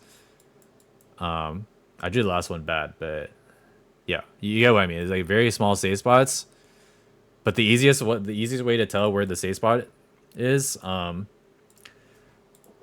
walk to. You see this this purple telegraph, like the circle there. You want to stand just outside of it. So you're actually in the right spot right here. You actually don't even need to push me in that. So the safe spot is actually like on the outer edge. So like there's this like purple circle around the boss. So anywhere within this donut is safe. It's a very like small spot. You have to like get used to this by like just practicing it. So you want to make sure like you stand in this like very tight spot. And this is like the easiest way to dodge it if you don't have like a push immune or like you don't want to tank damage. So you didn't actually need a glutton here. You're safe here. But yeah, that's like how you dodge that pattern. Not getting it allows you DPS, allows you to damage more when she procs it later. You know, people say that, but I actually think it's better to tank it because, well, you don't want to tank it on purpose. If you can dodge it, then that's even better. But like, don't let that stop you from like greeting. Now, like, not everyone's gonna be able to greet this like as well as like other classes, whatever, like other players. But basically, what I'm trying to say is like the meteor pattern later. I'll go over it later, but that pattern later is actually pretty. It's pretty good DPS pattern even if you have a meteor, basically. So like she stands there for literally like 10 seconds straight. So you can DPS her before you drop the meteor. You can go to the edge, drop your meteor, you come back, and you can land like 2 or 3 more skills before she even starts moving. So it's actually a pretty good pattern even if you have the meteor. But yeah, ideally you don't get the stack at all. But what I'm saying is you can greed this without getting stacks. So as long as you know like the details. It spawns underneath each player, each individual player, and then it also randomly spawns. The random spawns are usually on the outside or on her inside. So as long as you're not in her hitbox or on the outside, like running into random puddles or following another player, then you should be able to dodge most of it. I don't know if I have a. I might have like a VOD that shows it. So I can show you like how I greet it. It's not under every player. Some players don't get it. Okay, then that's even better. Yep. I need help.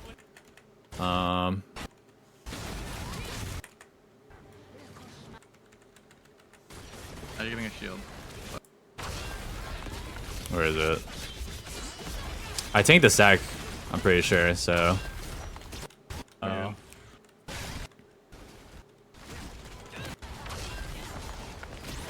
I'm dealing this. You see how I'm like full green this? So I get a stack there. That wasn't the best example, so maybe I can find a better one, but yeah. Oh, I missed. Let me go further ahead, see if there's a better example. You just didn't cleanse him when he asked like 20 times.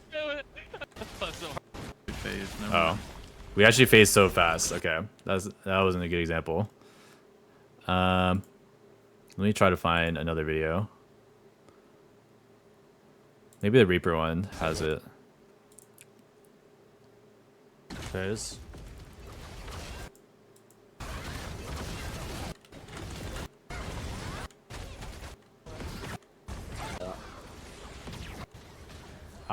That does 170.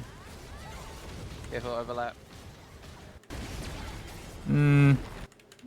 Yeah, I fucked up. Alright, maybe I don't have a... It was probably on my Twitch somewhere. I'll have to find it, but... Yeah.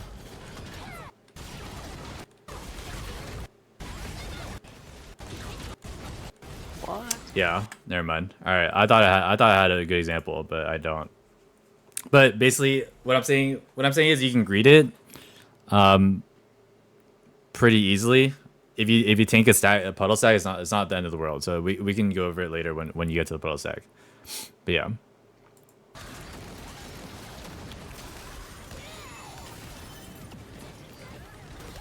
Hard to see puddles near the boss if it's overlap. Yeah, you're not supposed to be on the inside.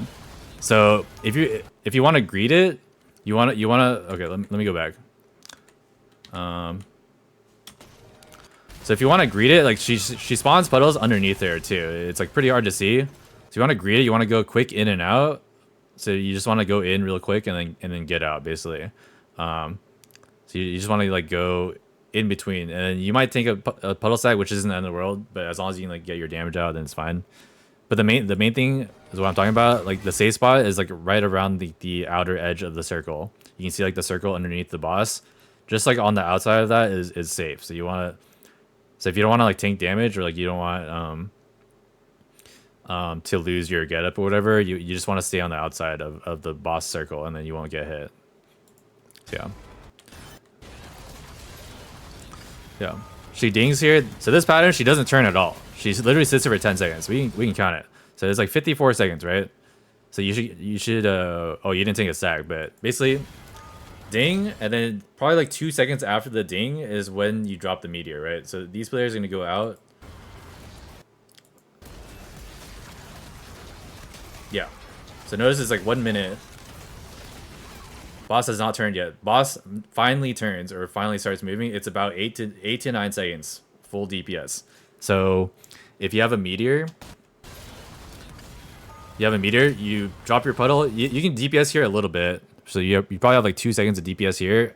You get out, and then you go back in, and then you have like another 3 seconds of DPS basically. Yeah, so they're already back, and then you get free DPS here, and then now she teleports like right here. So you see, he sent like 3 skills there. Oh, I'll play it again. So they're back right here. So 1, 2, we'll just say 3 skills there because they came back a little earlier than I said. So like 2 to 3 skills you can use without the boss moving. Also another thing to note, this pattern right here, you can test which skills actually. So later on, I'm sure you know she does like a black hole pattern later on. So later on, when she does a black hole pattern, you can test which skills are safe by testing on this pattern basically. So I can just go over which skills are like not safe or like safe based on his skill usage here. So Vestige is not safe. Reaper Side's not safe because he's moving. So basically, if you move at all when you're casting your skills, it's not safe later on. So if you're scared to test it later on, then you can test it here. So if you move at all, you are not safe casting it basically.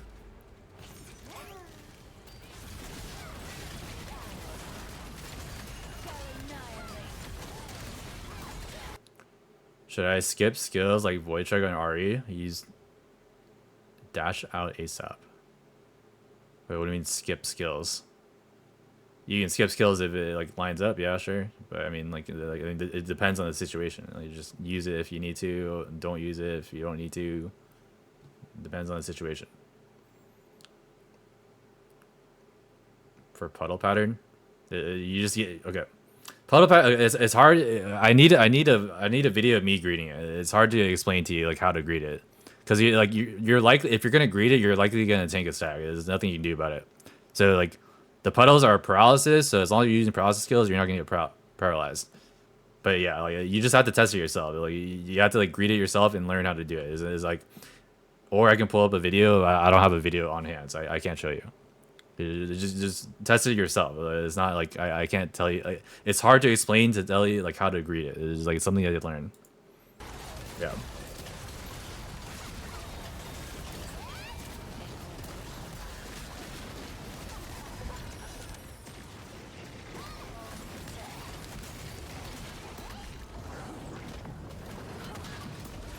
Oh. Yeah, this one, so I think a lot of people don't know, but this one's pretty dangerous. If you're inside the tentacles or inside on the boss, you can't do the guard pattern. So if pro kill is out, you can't guard this pattern if you're on the inside or on the tentacles. So make sure you're like on the outside when you guard. You literally cannot guard. It won't let you guard if you're on the inside.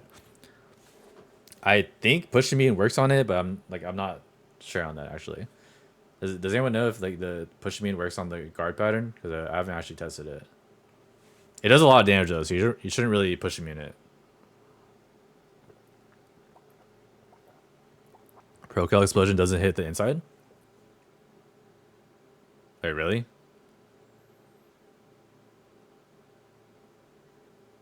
It does. I DR sport. Like it does knock you or it doesn't knock you?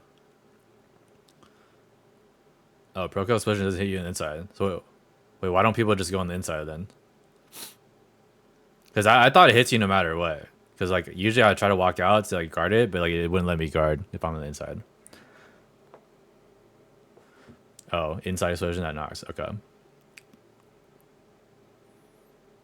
Yeah, bumped. Okay. Yeah. But yeah, like if you're trying to guard it, like don't be on the inside. Or you can just stand on the inside and then push me in the follow-up explosion if you want, which is what Zamunda does. But there's no guard pattern here because like there's no pro kill, so yeah. The puddle explosion, I'm pretty sure that comes out after pro kill. I think. I'm not sure though. Does it? I have no clue. I would have to see a guard pattern, so I don't know. No, maybe you're right. Maybe you're right. I have no clue though. I haven't really paid attention to it because I usually just guard it.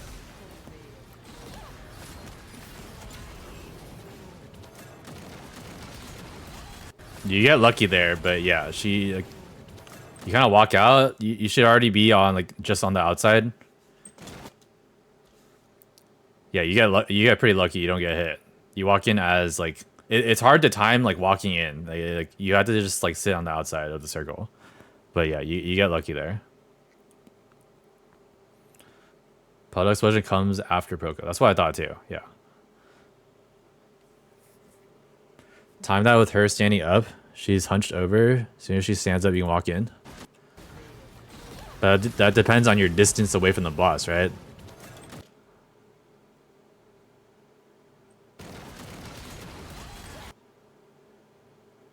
Yeah, I think it's just easier to stand in the safe spot. That would be hard to time. Like if you're like Specs or like Swift or like you know like, or if you're like slightly away, like further away from the boss, it's hard to time that.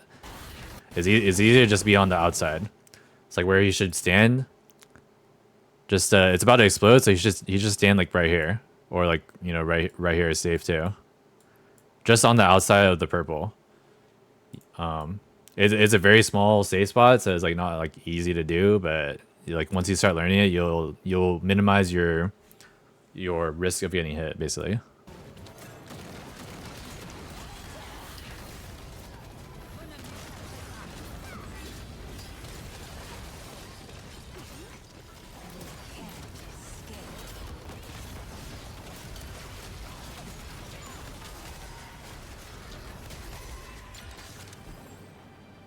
Yeah, this pattern is very long. I don't know why you walk around. Oh, so yeah, you probably don't know that you have a deep, like, you don't know if you have a meter or not, but the way to tell that is if you check your debuffs. You probably got confused by this like red thing. I think the let me see if I have it. The icon for it is like a target icon. Sorry. Let me see if I can see it or find it. Not looking up.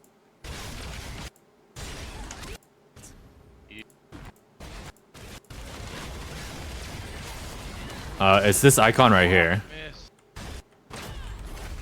Yeah, it's hard to see. It's hard to see, but it's like a person and it's like a target. So if you see that icon, it doesn't have a timer. If you see that icon, then you have the meteor. So you don't need to like move out or anything to check if you have a meteor. Just look at your debuff bar. If you don't have it, then you just sit on the boss. This is very easy to tell. Yeah. Yeah. Well, you can tell because it doesn't have a timer. This one has a timer. The mark does not have a timer. So just look for the debuff that does not have a timer, basically. Yeah, you could have like free DPS here the whole time, but you waste your time walking out. Yeah, a lot of people get hit by the sides here, but like, I mean, these are pretty easy to dodge. You just look at the red telegraph. But then, like, people like I don't know. Like, I actually don't know where people look. I see a lot of people get hit by these red sides. It's actually very easy to dodge. I don't know why. I don't know why people get hit by this. I actually don't know. Yeah.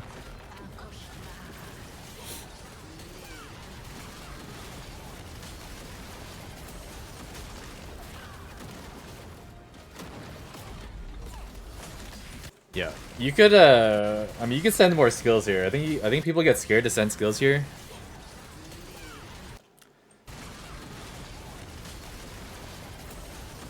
See, you could have Death Ordered and Astros here, probably. And it would have been fine. But, I mean, it's fine. Like, yeah. The guard is, like, pretty much immediately after the last red explosion. So if you just press G as soon as the red explosion happens, then you'll be able to guard it every single time. Also, apparently some people don't know this, but you're supposed to aim at the black hole. You're not supposed to aim at the boss. You aim at the black hole. Clem did not know that for, like, 20 pulls when we ran. And some other people didn't know, so I guess it's not common knowledge, but you're supposed to aim at the black hole. If you miss your guard timing a lot, then it's probably that might be like why you're missing it. Yeah. So now this phase here. So if you phase here after the black hole pattern, she actually sits here for quite a while. So you can send a bunch of skills here, and I think you get full meter here, so you can precast your guillotine here. So you enter form, you precast guillotine, and you can precast like Reaper Scythe right here. And you get your burst off, because you can build full meter during the mechanic here. So you should send your burst here, but it looks like you don't. Yeah, you don't send it. You could have sent like half of your burst there, because you can full build it after or during this mechanic here. You have half a second. Yeah, but you could have time. You can time your guillotine. So the moment she disappears here, you can just send your guillotine in the middle, and then full charge your Reaper Scythe, and it everything should hit here. Yeah, it's a pretty short time frame, but if you get the timing, you should be able to get like half of it, basically. You can hit it. Yeah, you can hit her there. Yeah, you can. It's a very small time frame. It's not that long.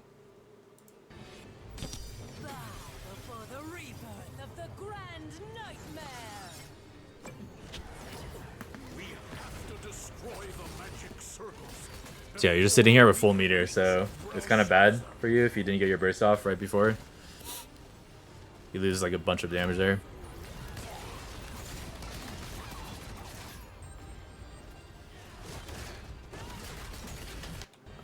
just skip this.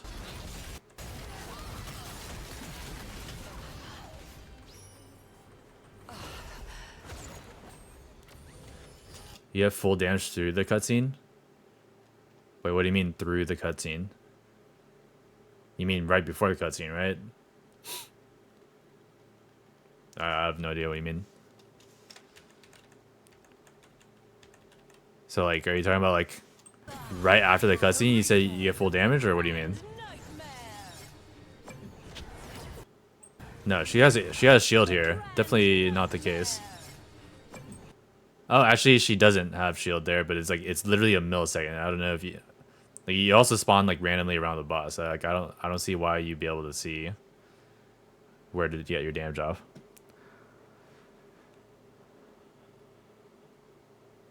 Send a dot skill damages during the cutscene.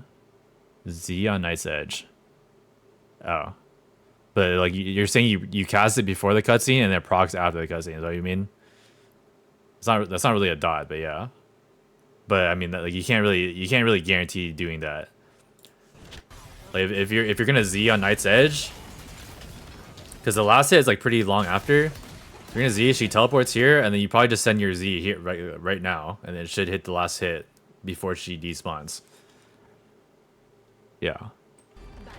So if you're gonna do that, you should do it like before the cutscene to guarantee it. So I think I mean that's a pretty long cutscene. Are you saying like it freezes in time? Because that's a pretty long cutscene. I don't know. I feel like that's like, yeah. I have no clue. I think it's just better to send it before if you have your Z. So, anyways, let's go. Keep going.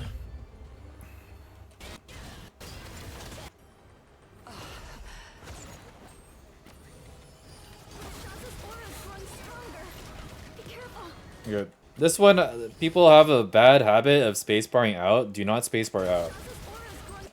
This one is a wave. Think of it as like the Thaymine fog. It expands outwards like that. So it's like a circle wave that expands outwards like that. So if you're gonna spacebar, you need a spacebar into the boss. If you're spacebarring out away from the boss, you have a chance of getting hit still. Also, the timing for this is a little tricky.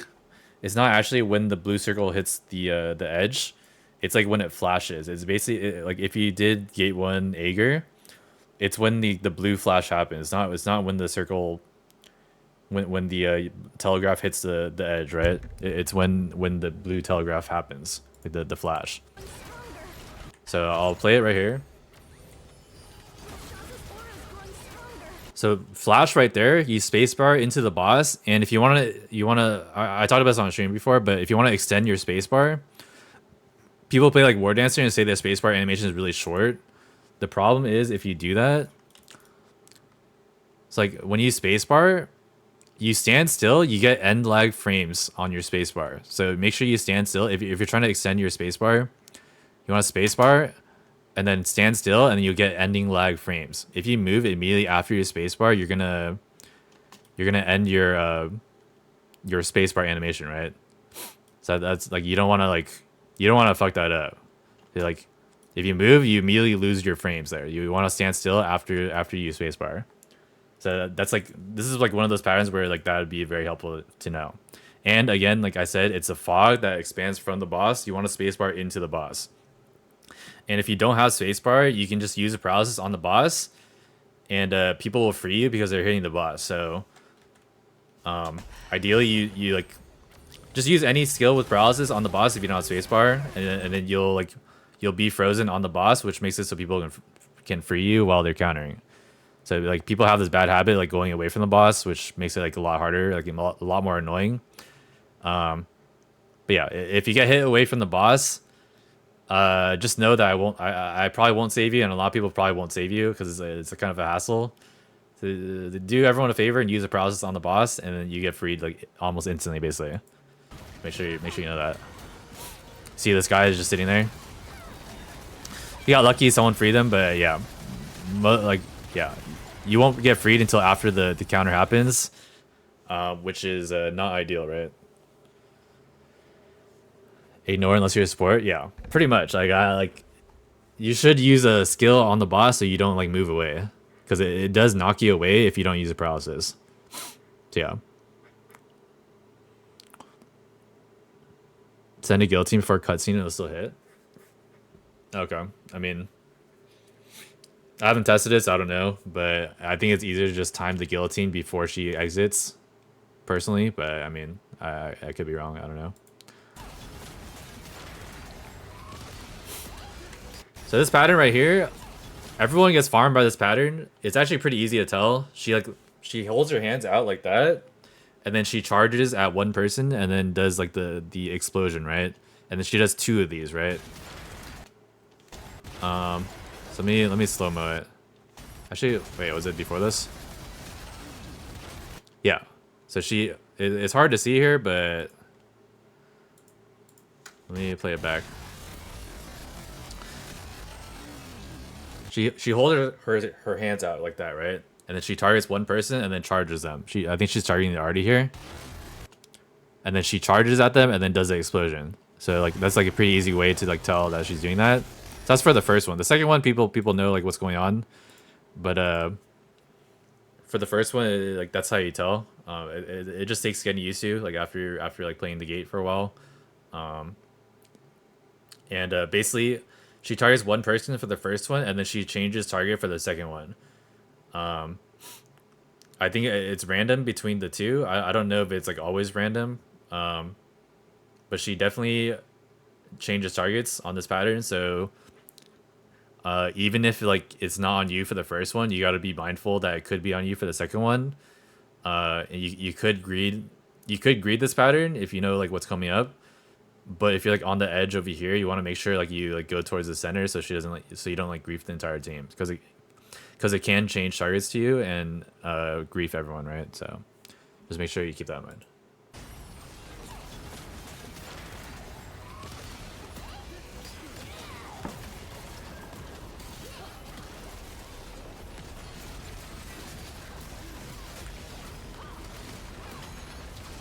Yeah. So this pattern right here, if you see these sights on the outside, she'll do the double knock. So these sights on the outside, the moment you see these, she's doing like a knock pattern, and she does 2 of them. She targets one person, and then she changes target, right? So she's targeting someone on the front here, and then she turns to the back towards someone else. So you see that, and use your gluttony, and then she targeted the artist there for the second one. She does 2 of those. These icicles, these are not dangerous. Even if you get hit by the icicle, it does like 20k damage. It like does nothing. This is not even a pattern. Don't even count this. But inside is safe. If you don't want to get hit, the inside is safe. So you can just stay on the inside here. And during this pattern, it's actually it's kind of a bait. This is not like a good pattern or anything. She's able to turn while the icicles are like forming. So the moment these icicles come up, she can turn and you just miss your back attack. So keep that in mind. If you're a back attacker. Need to use paralysis? No, you don't. If you're on the inside, it does not hit you. But if you're on the outside, yeah, you do need to use paralysis. They are paralysis. You don't. Guaranteed. If you're on the inside, it doesn't hit you. Arcana, your skills move you, so you probably just moved and then you weren't on the inside. It's one of those patterns where you have to like hug her ass. You have to be inside of her, like humping her. You know what I mean, right? Yeah.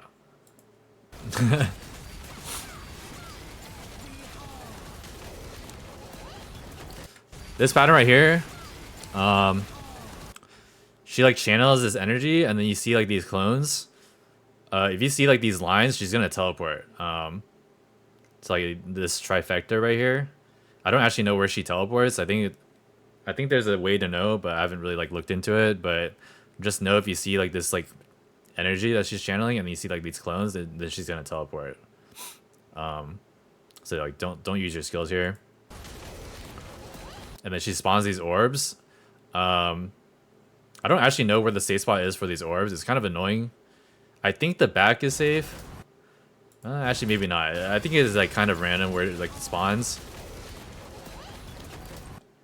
Yeah, I don't really know where's safe there, but ideally use like a paralysis because these are just paralysis orbs. So if you want to like, if you want to tank them, just like use a paralysis on the boss.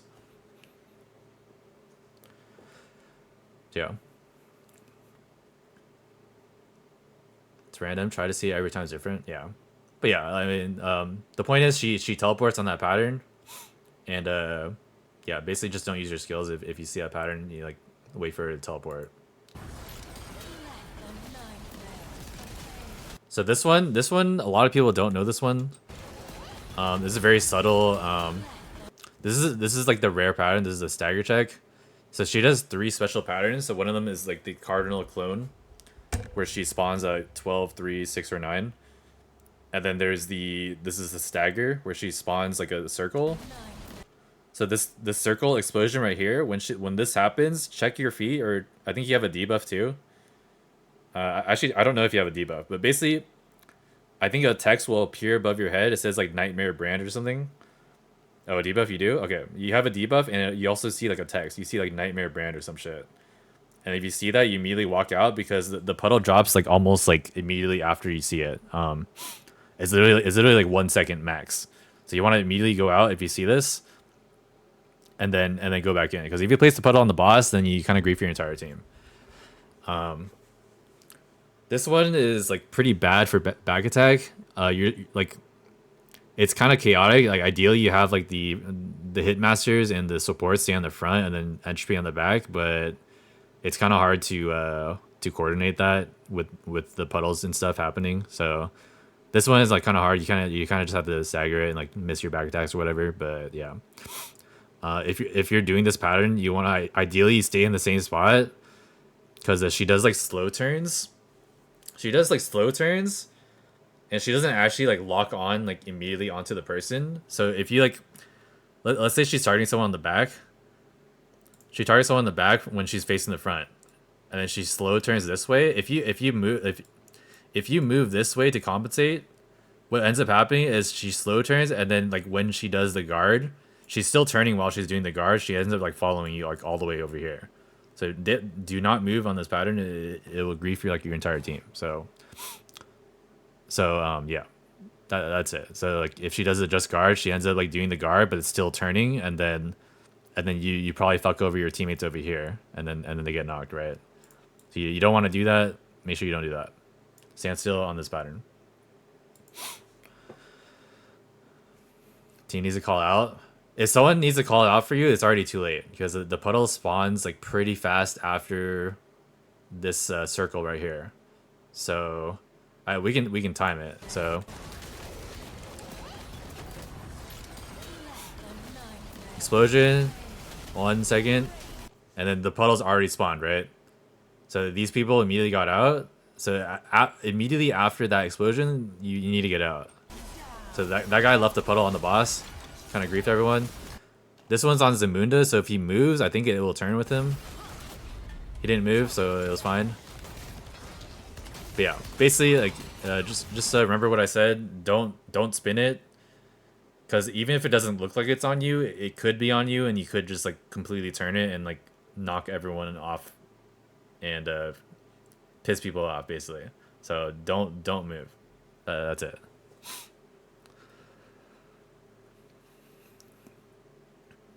You can tell before the puddle she's doing it. Checking when she's raising her arms.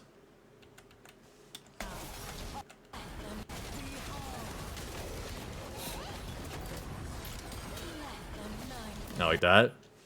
Okay. I mean, it's kind of hard for me to see that because I'm hitting the boss, but like if you just see this explosion right here, like you have enough time to get out. You don't need it doesn't need to be perfect, because the puddles are pretty small, as long as it's not on the boss. So like I tell from this explosion right here, but I guess you can tell from like her arm position or whatever. But me personally, like I'm hitting the boss. I probably don't notice. Just look at the puddle explosion right here, and then just walk out immediately after, and then you should be good, right? Voice line also. I'm definitely not listening to the voice, bro.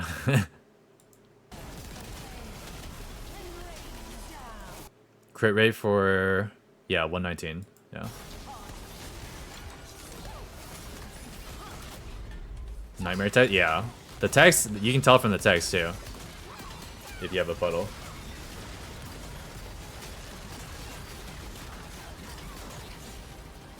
Yeah, you see Nightmare brand above your head. This means you have a puddle.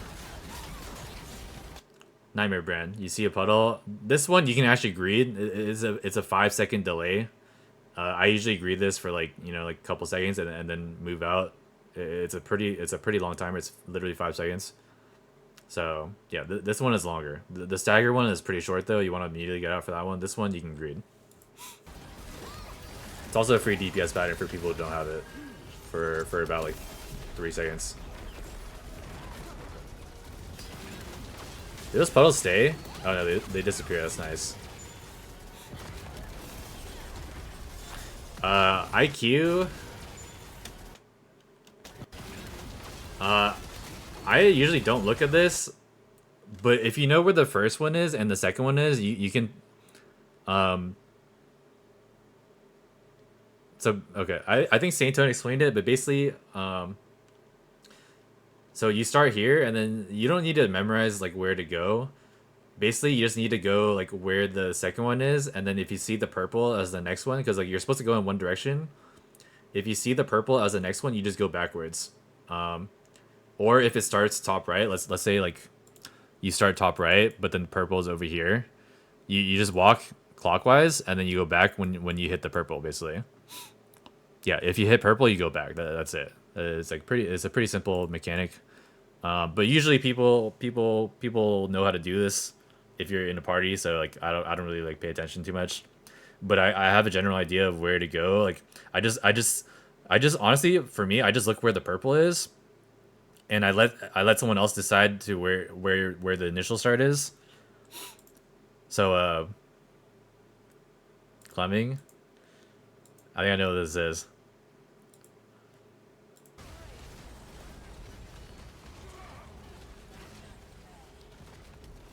Left down up. Left down up. Left. Down. Down. Okay. I said, Yeah, this one was starting top left. So if you know where the initial one is and where the purple is, it's pretty easy to tell. Me personally, like when I do this, I usually look at the first one in the purple.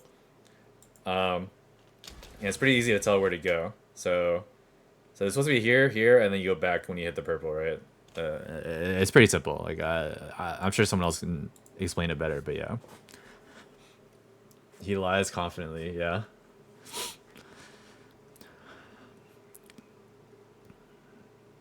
Group stopped calming it because Grant doesn't know on his own, and it's funny to see him go flying.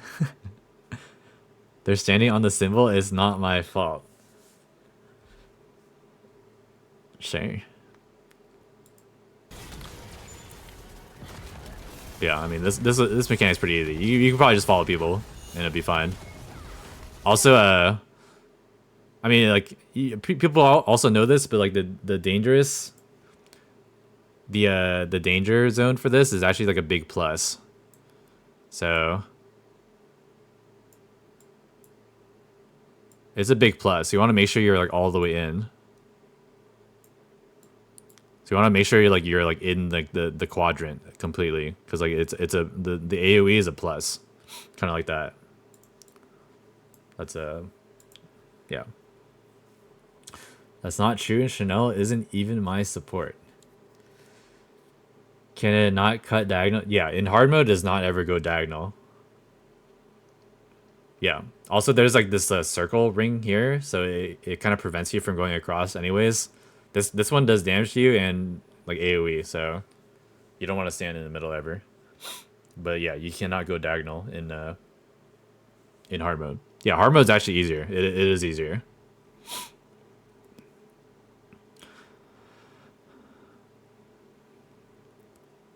Party finder groups decide that you let DPS tunnel on doing damage. Yeah, I mean usually there's someone looking. This is a greed pattern when she goes to the center for IQ. You can send a full. Actually, you have full meter. I don't know if you got that like while she was in the center, but oh yeah, you don't have full meter. It kind of sucks. But you can send a full burst on full moon, and you can send like an Astros after. So you can get like your entire rotation off and like a meter gen skill. So it's actually pretty long and good greed pattern.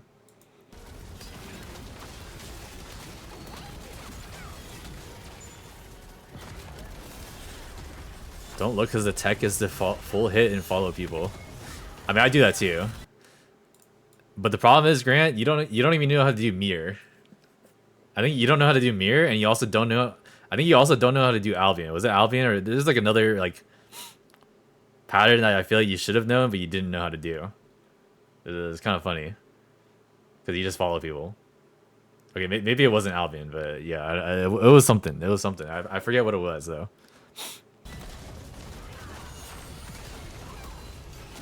It's not Albion? Yeah, I didn't think it was Albion. Pretty sure it was something else. Wait, is Reaper Sight safe here? I don't think it's safe here, right? I think it's because he casted it before she started sucking, right? Yeah, I was pretty sure because you move when you're Reaper Scything earlier. Because I'm pretty yeah, I'm pretty sure it's safe like if you cast it before.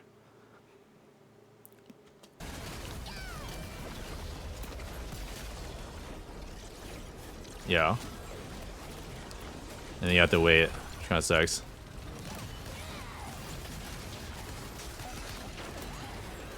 Safe on Knight's Edge because it's instant, but Soul Eater one is charged.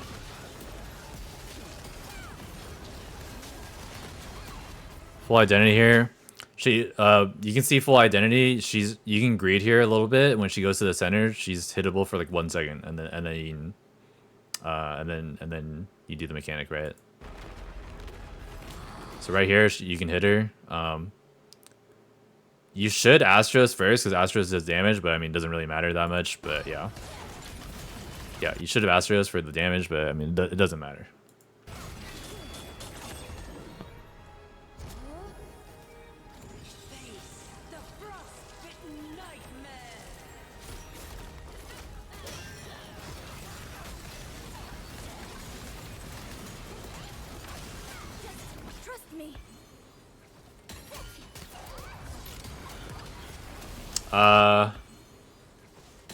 This is like a small detail, but so you don't have your synergy here. Like you use it for like movement speed or whatever, which is fine. But when you enter form, you actually apply synergy. But this only happens because like it does an AOE around you. So you see this AOE around you.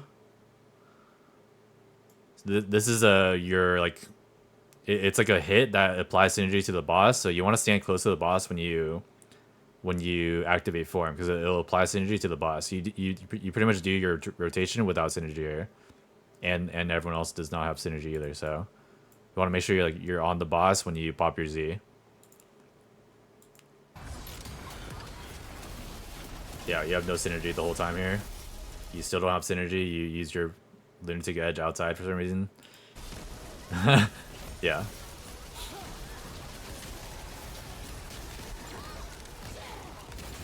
Yeah. You fuck up your death order because it's non-paralysis, and you're in these puddles that people place on the boss. Yeah, unfortunate, but these puddles last until after the 3rd just guard. So even if you stagger the boss, these puddles will stay, which is kind of annoying. So you like, so as a person playing this raid, you definitely do not want to ever stay on these puddles, basically. Or sorry, you don't want to put the puddles on the boss. It griefs the entire team, basically. So yeah. Yeah. Also, sorry, one thing I forgot to note. After this, this is a full identity pattern, right? And she has a random chance to do like whatever special pattern. So the special patterns that I said was let's get a notepad. So special patterns, gate 2, phase 2.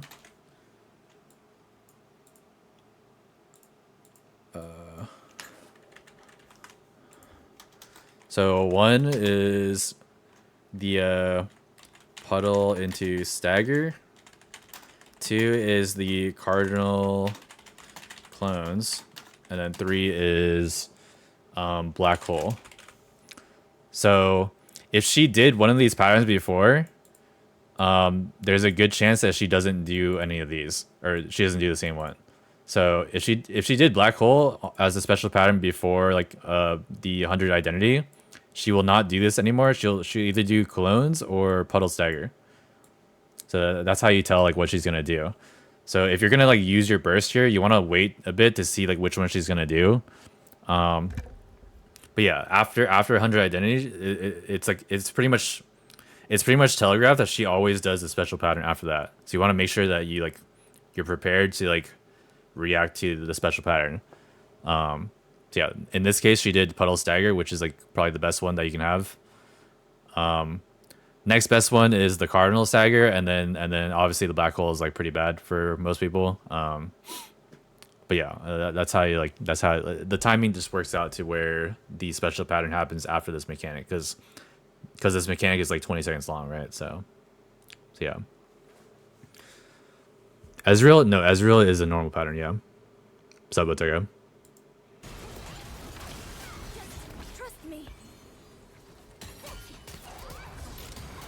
Yeah, this is Puddle Stagger. Oh, also another thing to note, guys. This Puddle Stagger just guard is you can push me in this, so you don't have to guard it. If you have shields, you can just push me in it straight up. So if you're like a gun lancer, you want to use like your parry or whatever, you can use your parry, or you can just like spacebar, or just like use gluttony, reaper scythe, whatever you want. If you have shield. So this works for this pattern, the Puddle Stagger just guard, and the Ezreal pattern. So both of those you can push me in, and you're completely fine. But one thing to note for the Ezreal, the third one does a lot of damage. So if you don't have shield for that, you don't really want to push me in that. You want to make sure you guard that last one. Yeah. Yeah, I don't really know why the guards are random. Like which ones you can push me and which ones you can't. Like I feel like they should all be like non-push immunable. I don't know. So this is Ezreal. So what everyone should do here. So what people like, I've seen some pugs do this perfectly, and some pugs do this like horribly. But what you should do here, if you're at Entropy, you just stay on the back the whole time. Do not move, even if it turns towards you. And if you're a hitmaster or a support, you want to stand on the front. And if like as a soldier, like you have a back attack skill, but like that doesn't like justify like griefing your entire Entropy party, right? So you want to make sure like everyone is at the front that doesn't need to be at the back. It's like War Dancer, Soulfist, Shadow Hunter, literally anything you can think of besides like Entropy classes.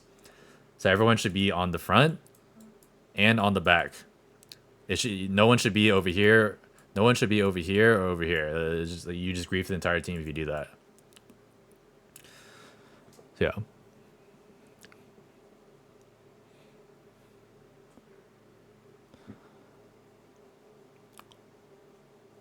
Yeah, Ezreal pattern is really good for a Hitmaster. For Entropy, it could be good, but it could be bad if your team fucking sucks. And looks like your team's kind of griefing you here. Well, not you, but like the other people. Let's see what they do. So you should go to the front here. Everyone should go to the front here besides the Entropy. So the only people at the back should be the Scrapper, the Blade, and yeah, that's it. It's only 2 classes should be on the back. So yeah. Oh, that one? Okay. I guess this one's paralysis. Clem was saying he's hopping and didn't get hit, so I guess the Ezreal, the first Ezreal is paralysis. But the last one is definitely push, I'm pretty sure. So yeah, first 2 is paralysis, last is push. Yeah, so you don't actually have to guard this if you have shields. So you can just full greed this. But again, like I don't know why the Artillers is down here. Everyone should be at the front or the back, and do not move at all, otherwise you grief everyone. And another thing to note is on this Ezreal pattern, like the telegraph does not match the damage here, right? So he gets hit by this first slash, and then there's a follow-up wave right there. You see that?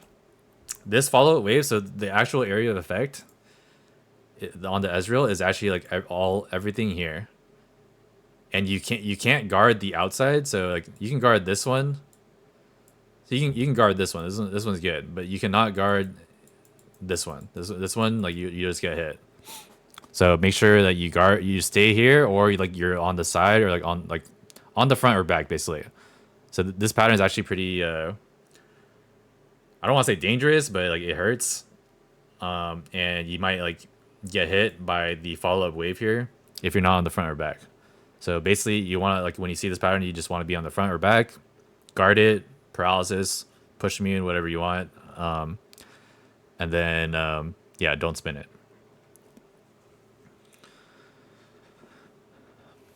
How does it decide who to Ezreal? It targets 3 random people, I'm pretty sure. So I'm pretty sure it changes targets. I don't think it can be the same target if it already targeted you. But it basically targets 3 random people. So that's why you want to maximize the amount of people on the front. So like the back attacker is in full hit. So if there's 6 people on the front, there's a good chance that she picks all 3 people on the front instead of like the 2 back attackers, right? So you want to make sure that that you do what I said and either stack front or back, depending on like if you're entropy or not. Yeah. So it targets 3 random people. It could turn to the back, but it's like a lower chance. So you want to minimize the chance. And also, if it does target a back attacker, let's say like it targets one of the 2 back attackers, there's a very good chance it won't be on the back again. So that's why I say you should stay. You should stay and just wait for the boss to turn, and hopefully you high roll and then the boss turns, right? So yeah.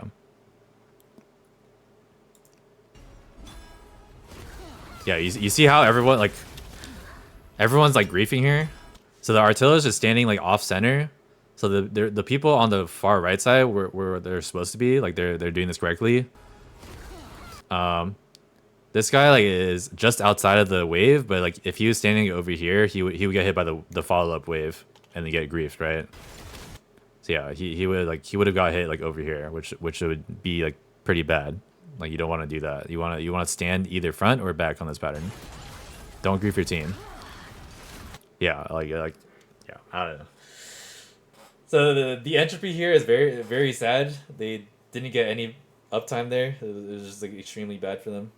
Don't grief for your entropy. If I'm playing Lunar Reaper and you do this shit, I'm all F4ing. Yeah, I hate you guys if you do this. I don't want to play. If I'm playing Lunar Reaper and you're spinning like that, or like it's just not like front or back, it's just like so bad for Lunar Reaper specifically. But yeah, I mean, you can't teach everyone to do that. It's just like hopefully me saying this will help you guys not make this mistake. Yeah.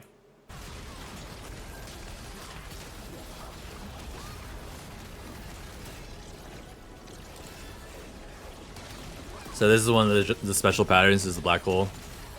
So so the skills you can use here on full moon, you can use Lunatic Edge, you can use Astros, you can use Gluttony, and you can use Soul Drain. So basically everything except the pink skills and Death Order you can use. So if you're like waiting or like you want to keep adrenaline stacks, you can use those skills. Reaper Scythe you can't, not on full moon. You can't charge it. You cannot, bro. Yeah, you can guillotine spacebar, but that requires you to use spacebar. So, I mean, it's up to you if you want to do that. Yeah. Yeah, you could probably guillotine spacebar, but I mean, the point is, like, he has his burst here. If he does that, like, he's not gonna be able to burst anyway, so it doesn't really matter. I think you can actually T. I haven't tested this, but I'm pretty sure you can T. Because I remember using my T and I didn't get knocked from the black hole in phase 1. So I think you can actually T, but I'm not sure on that. So yeah.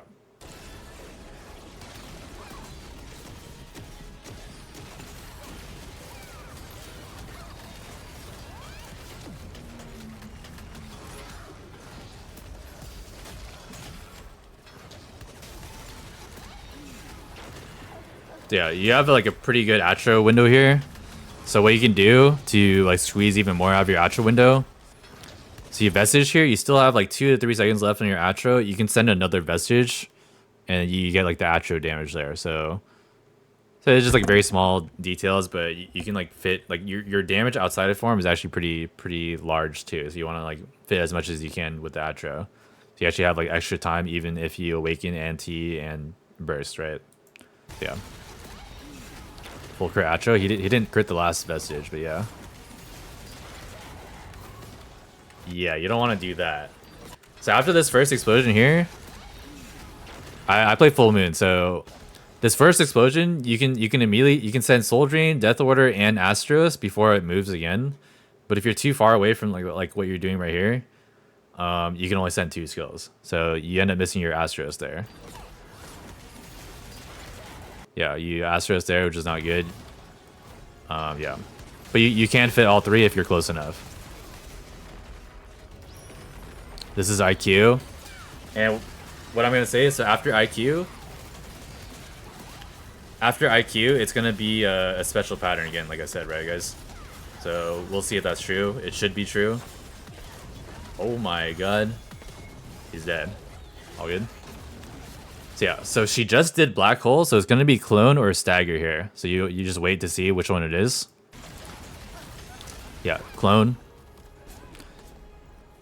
Clone. You see at 9. I don't know why you're walking around. You see at 9.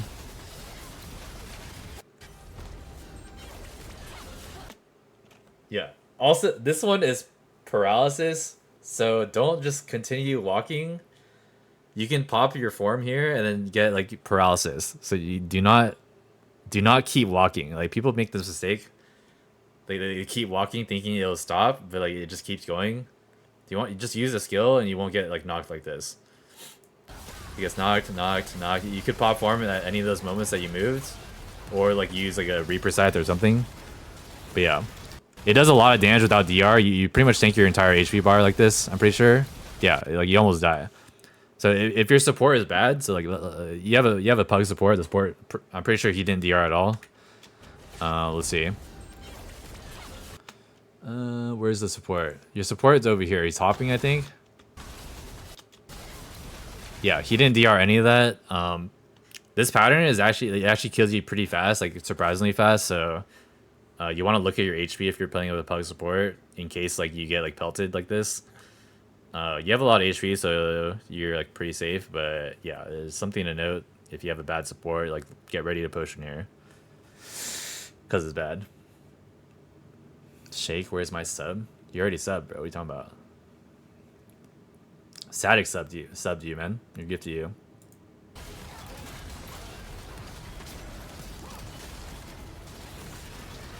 Yeah. So yeah, this swipe right here, she does 2 swipes. That one's like a first paralysis, and the second one is inside safe. And she targets 1 person during this whole thing. So the inside here is actually safe. So everything inside here is safe, and the whole back is safe too. So if she's targeting you, you want to keep it the same way and just stay on the inside, ideally. But it's kind of hard to know who it's on. So yeah, you just don't want to spin it, because if you spin it, like the people over here will get like surprised and get knocked. So definitely don't spin it. Looks like my artist. That's not good, man. This one is a counter. If she backsteps like really far, it's a counter. Oh, also, something to note, this, you vestige here, you should not vestige. You should wait a bit. I think you actually time it perfectly. Yeah, you time it fine. But if you vestige too early and it's targeting you, she actually does a slow turn, and then people on the front can't counter. So if you're gonna greed this as a back attacker, do not immediately go to the back. Just wait a second and then go to the back. Because if it's on you, you could just turn it, and then she'll do the follow up attack from not countering, and then you get knocked, right? So if you're not gonna counter, just wait a bit and then go to the back. So yeah.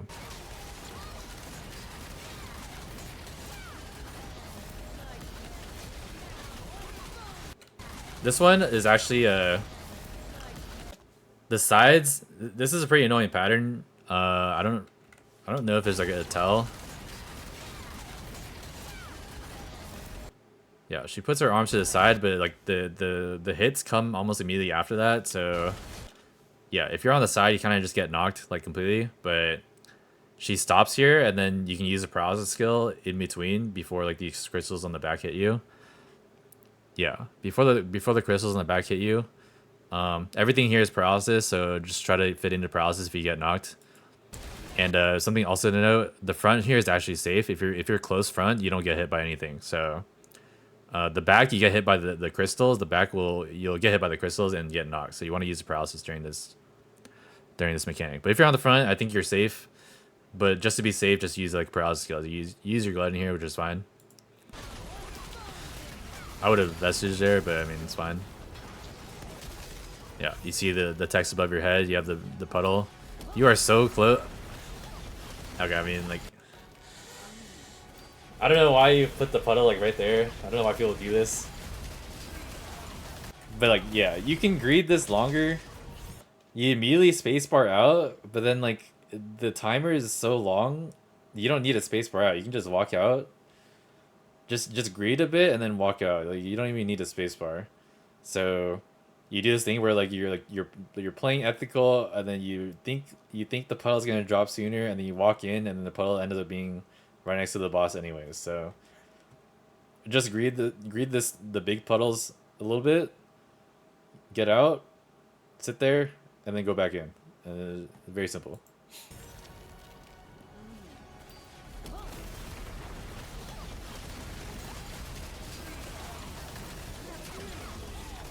Yeah, this is a special pattern black hole again. So after IQ, is this third IQ? Or second? This should be second, right? Oh wait, no, it's not. Sorry, it's not IQ. Sorry, it's the identity.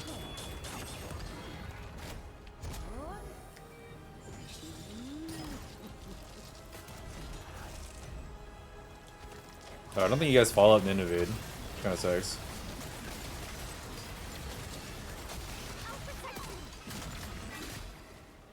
Yeah, again right here. Nice, UZ. Oh yeah, like after this. So yeah, after the 100 identity. So just remember, the boss. She just did black hole. She's gonna do a special pattern here. So it's gonna be stagger or clone. So ideally you wait to burst to see which one it is. So yeah, you have full meter here. You should have like close to full meter. Most soldiers should have close to full meter, because you can build on these crystals. So you just wait here, wait for what she's gonna do. So it's clone. So you don't want to burst there, and then you look for the boss. You actually have time to go to the clone and burst anyway, so it's not actually that bad to Z before like you know what's happening. But yeah, it's just something to note. You could just wait a little bit. I don't think you have synergy again on the boss. Kind of sucks.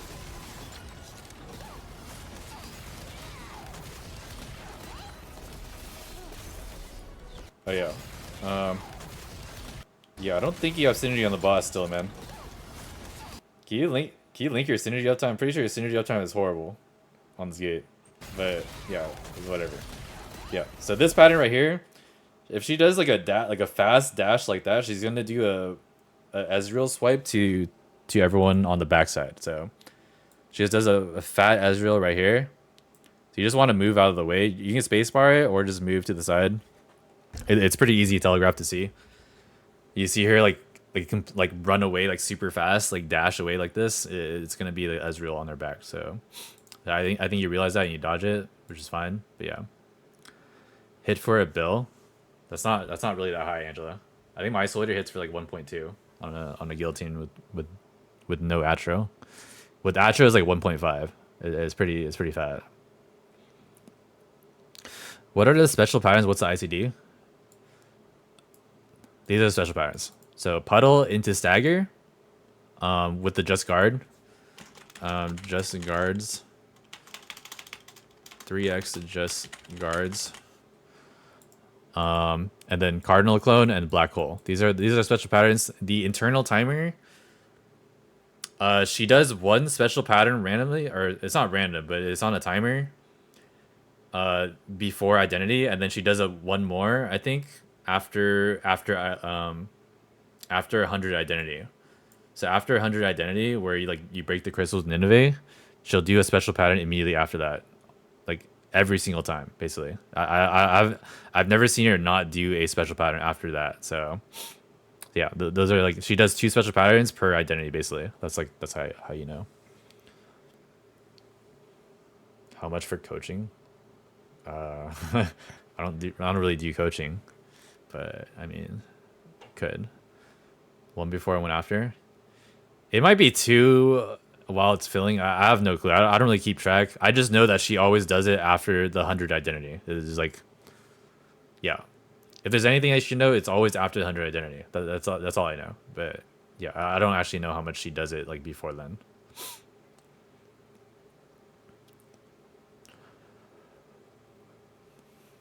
Yeah, I don't really do coaching. It's just like, yeah, I I just do the VOD reviews for people to watch. So yeah, so yeah, the dash there, as I was saying, she does the dash and then she does the Ezreal. So like, don't get farmed by that. Just sidestep, and you'll be safe. It's always after memory and 100 identity. Oh, so it is after IQ test. Okay, so it's after IQ test and 100 identity. Okay. Where's the follow-up? Yeah, I don't know why they haven't followed it up yet. By the way, guys, if you're doing sidereal, the follow-up does more damage than the actual sidereal. So, I think the regular sidereal does almost 10 bill, and then the follow-up does like 13 to 14 bill. So make sure you follow up. That the bulk of the damage is from the follow-up. So yeah, I guess the special pattern is always after IQ and memory. So it's just like one of those 2. Or both, sorry, both of those.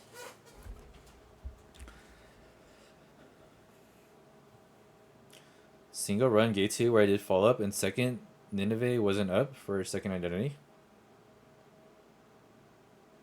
Really? I feel like I don't think you get meter from people taking patterns in this gate. How it works out is that you should always get Nineveh for both of them. So generally you send the Nineveh on the first one, and then you send follow-up after that. Preferably on like the black hole, or like the stagger or the clone mechanic. And then you save out your sidereal for the Nineveh on the second identity. And then you should have the Nineveh for the second identity too, if you do that.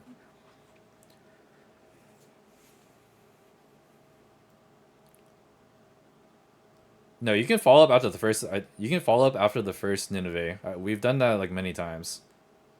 But you guys should definitely do it for this one. I don't know why you guys aren't doing it for this one. Had runs where we didn't get muted for second icicle if we followed up. It doesn't matter when you follow up. You can follow up after the second one. It doesn't really matter. Like, as long as you follow up one time, it's fine.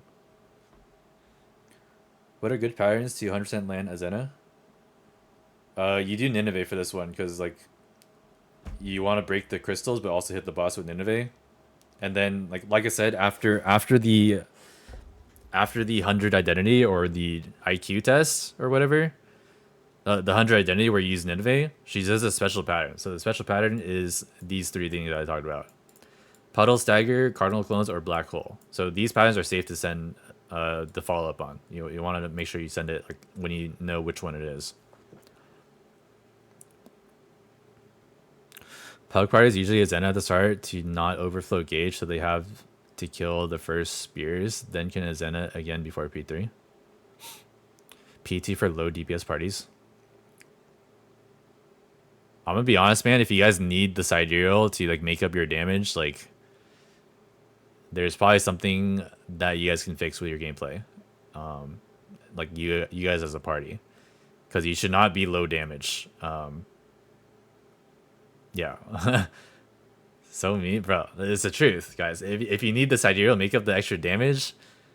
Like you guys can probably do something better to play better, do more damage.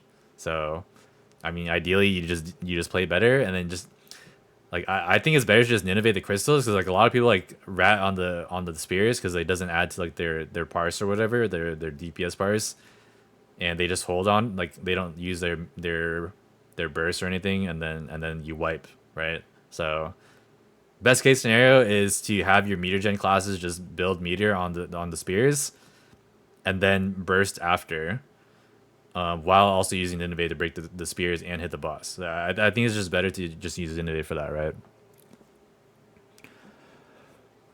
Yeah.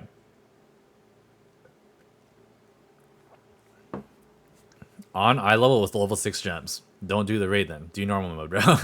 You're 1690 with level 6 gems, you should not be doing the raid, bro. As simple as that. Unless you're a support, then you get away with it. But, I mean, apparently there's a surplus of supports nowadays, so...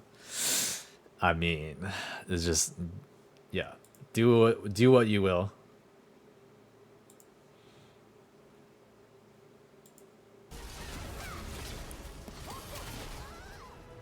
Yep, you're farmed. Could you have done anything there? You have your Reaper scythe, but you're like a bit too far away to use it to hit the boss, so... I think it's fine to get knocked there.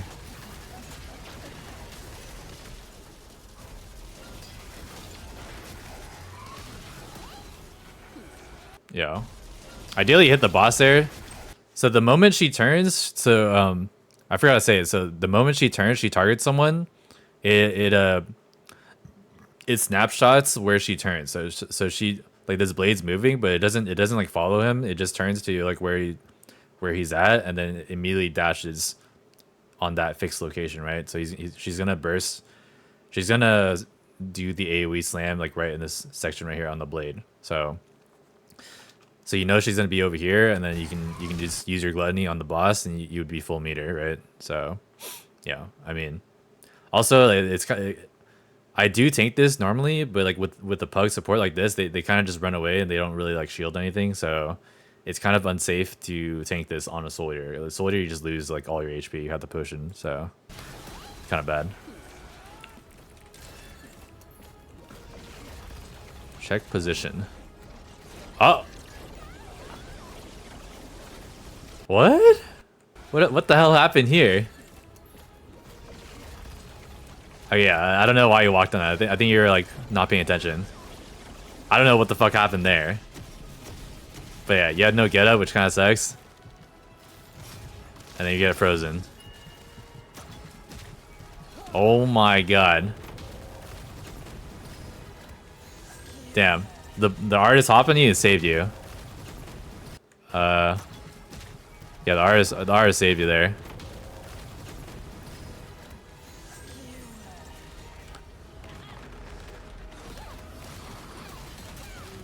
What is this, IQ? Yeah, you shouldn't have Reaper Scythe there. Like I said, you have time to get your full burst here. I don't know why you're like standing so far away from the center here. You should be able to guillotine and then Z and then guillotine and then send your entire burst. But yeah, you don't enter form until like well after she's already in the middle. So yeah. So after this T, you should definitely just double Vestige because it's faster than just casting Reaper Scythe. So you missed your Reaper Scythe. So Vestige. Yeah, you would have been able to get 2 Vestiges off there probably, I think. Yeah.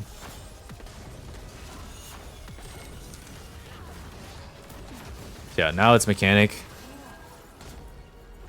Another thing, people like to go to their spot. If you're a meter gen class like what you are, you can actually hit the boss in the middle here. She's hittable on the middle. So you don't need to actually go to your spot immediately. So you can send like a death order, a soul drain, and then walk out, and then you get like a bit of meter there. It's like a very small detail, but yeah. This red circle, I don't think this red circle actually kills you. It just does like some damage. I think. I don't know, but ideally just don't tank the red circle. But you can send a death order and soul drain there, and you'll be completely fine. Or like a guillotine or whatever. And for this pattern everyone gets farmed by. It's different for every class, but as a DPS, Memorizer's guide says to go out at 33 seconds, but I don't think that's correct. But it depends on which class you are. If you have to go up to hit your crystal on the outside, you end up getting 1 stack per crystal anyways. So you'll be at 2 stacks before the last one, and then you walk in the last one, and then you freeze, right? So I send a full sharpshooter. Yeah, it's easier to build stacks on the way. I don't know why he says you should like build all of them at the end. Like that doesn't make any sense. It's not really. I think a lot of people follow his advice and like none of them freeze because like they don't know like the timing or whatever. And he says like 33 seconds on the debuff, but this debuff I think changes too, so it's not actually accurate. But yeah, you should be building stacks. So like, you want to build, yeah, you build a stack there, which is good.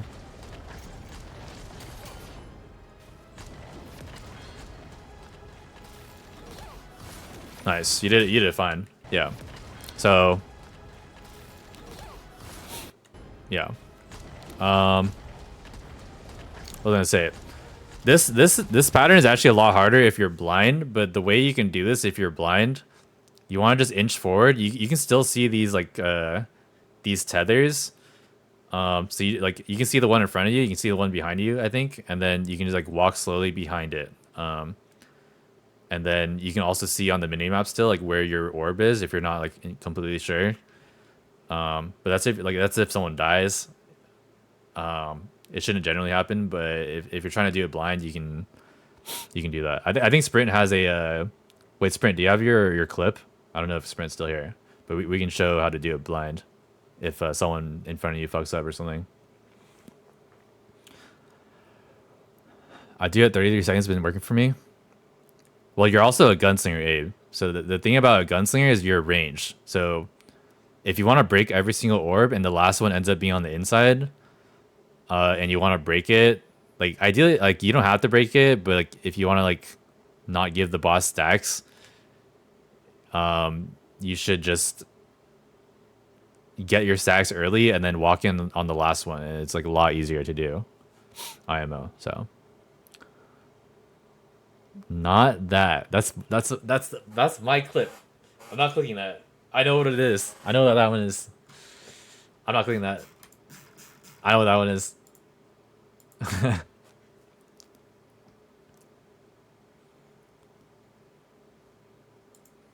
There we go. So Sprint's doing it blind.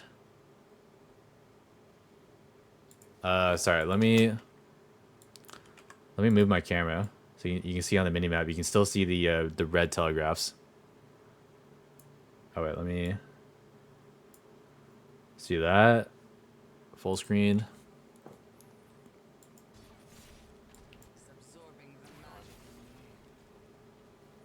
So he gets his stacks early.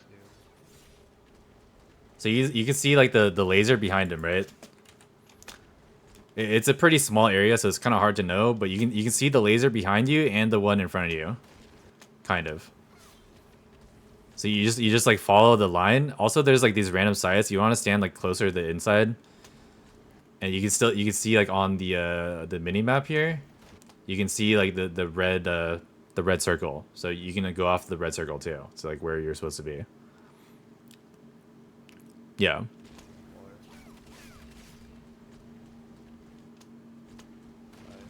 You see on the minimap, he knows it's like over there, and he goes there, and then freezes here, which is like, yeah. But that should never happen. But if you're doing like a bust or something, that's like nice to know. Also, another thing, how like you don't have to count the orbs either. You just like need to be on the opposite side. So like, what I mean by that is if you start at like 6 o'clock, let's go back a bit. He starts top left, he's gonna end bottom right. So basically you end up on the opposite side. So if you start at 6, you're gonna end up at 12. If you start at 3, you end up at 9. 7, you end up at 1, etc. Right? You can skip shield mech in gate 1. What is that? Nothing was bad. Good break. Go front. No, I think you skipped it. Oh wait, did we skip? You skipped it. Oh, Wait, what? nice. Oh, we skipped the shield. You skip the car. I think. Yeah, keep the shield. Wait, what? How does it skip? Good break. Go front. Oh, is it because you break it? I think you skip it. Yeah. Wait, Oh, also, wait, did we like, skip? how come that hyper was instant, by the way? Oh wait, did we skip? You skipped it. Oh, nice. Wait, the hyper didn't Oh, we even work, skipped the though. shield. Oh, nice. You skipped it. You can't reproduce it. Yeah, okay. That's just a bug. Break the shield when he's kneeling. Oh, I mean, the damage didn't even come out. I think it was just unlucky timing. I thought this is memes. This is new? Huh. Okay, well. I don't know. Who cares? Anyways. Yeah, it looks like an 8 hyper. Skip 60x on our first prog. Couldn't repeat it. What? Alright, let me move this back up. Watch out. Belshazzar is absorbing the magic. I already watched this. But yeah, so he started top left, he's gonna end bottom right. Basically, that's what I meant to say.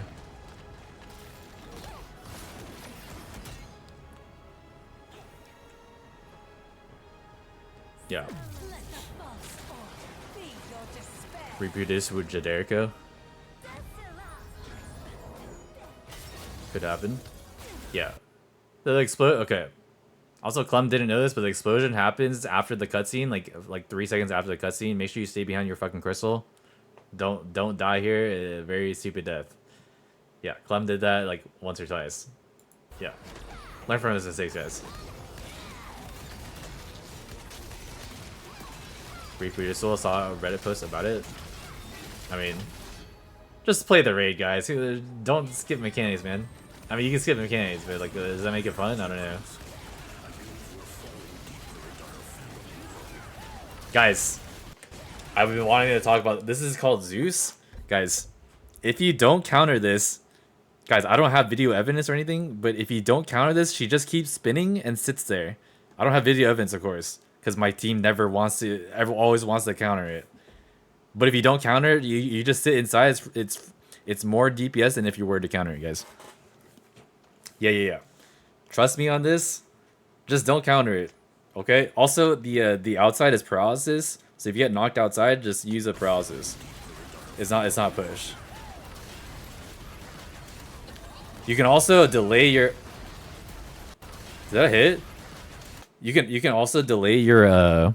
She doesn't move that far, by the way. She only moves like a couple of bodies length. But yeah, you can delay the counter a bit too, and it'll extend the pattern. Because like you can just stay inside and you'll be safe the whole pattern. So yeah, basically if you don't counter, it's fine. Just stay inside. It doesn't really do anything.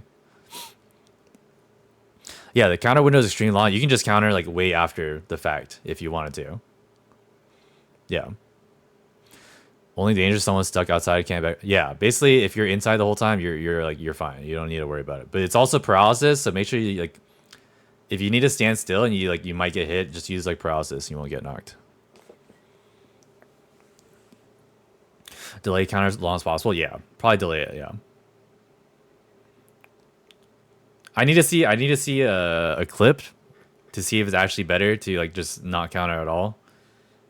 But my team doesn't want to. My team didn't want to try it because they're all scared. They're like, we just got to P3. We need to clear, and we're in here for like 13 minutes already. Like, I mean, yeah, they didn't want to try it. So I mean, we're still unknown. We're still unknown about this pattern. Reroll the one on the right.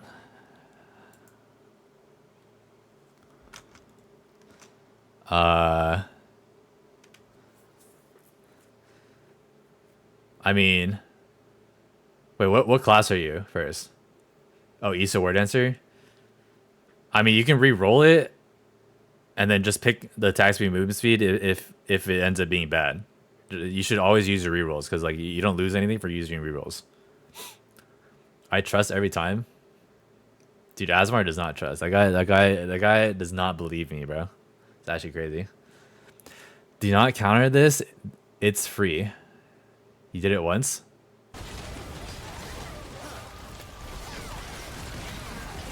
Fuck it. Don't counter. Counter. What did I tell you? That's kinda What good. did I tell you? What Oh, the he- fuck did I... He does counter it. He does counter it. Guys. So, but like, the point is, it doesn't do anything if you delay the counter. I don't know if like not countering at all is better, but basically just don't counter it instantly. You'll extend the pattern. It'll be better. Unless someone's on the outside, then you don't want to like... You don't want to extend it if someone's on the outside, basically. But if everyone's on the inside, then just don't counter, guys, or wait. But yeah, he does counter here, and it, like yeah. What the fuck did I just tell you? Wait, that Well, was- I mean, you that was a can counter. delay it. No. You see how long she was like spinning for? She didn't do anything. Trust me. You gotta trust me on this. You gotta trust me on this, guys. You see how No long one she doesn't trusts do me. anything? No one trusts me. But yeah, just use your rerolls. You can pick the one that's better. It doesn't matter if you reroll or not. The demon one seems better. Yeah, this one's better. This one's for sure better than this one. The attack speed, move speed. I think Issa War Dancer does actually need attack speed, move speed, but I don't think it's enough to justify replacing this one. This one's pretty fucking good already. Not trusting, bro. Like what? Need to counter for people that have damage to staggered foes.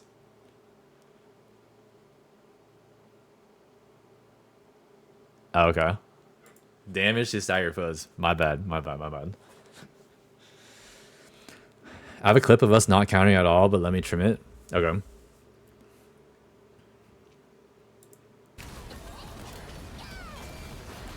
You send your T completely opposite and it somehow hits the boss. I don't really know. I don't even know how that works.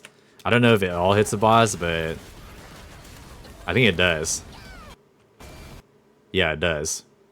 I can't wait until we get condensed numbers. It'll look so good, bro. But we don't have it yet, so it kind of sucks. But yeah, I don't know how that T hit. You got lucky there, but all good.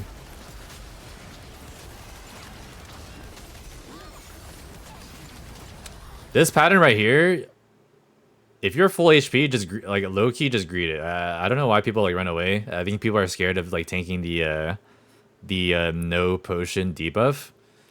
But the issue with that is that these follow-up lines after... Let's play this out. Yeah, the Artiller tanks it because he knows. These follow-up lines are so predatory. These will like just like pop up and you probably get hit anyway. So like Zamuna actually doesn't get hit because like he's just like playing super ethical about it. But if you're like trying to greed this pattern, you'll definitely get hit anyways and like tank the debuff. So IMO, I would just like spacebar immune this thing or like use a push immune, stay in the middle with DR, and then greed everything. Like it's actually I would say this is a greed pattern. Like I wouldn't ever run away from this. But that's if you know your support's DRing. If they don't, if you don't know if they're gonna DR or not, you should just run, which is what Zamuna does here. So yeah.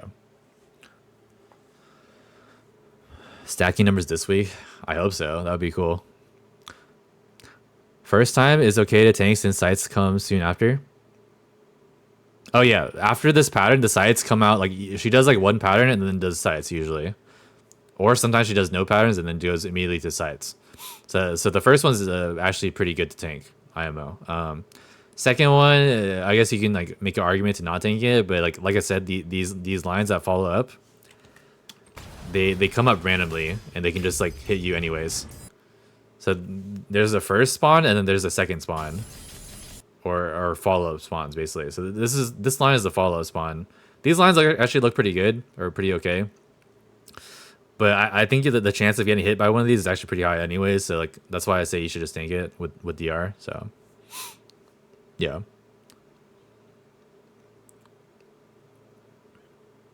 Event starting this week. I mean, I don't know, guys. I have no clue. So yeah, she should do one pattern or just immediately go to the side pattern. So yeah, this is one pattern. So this is the enhanced pattern.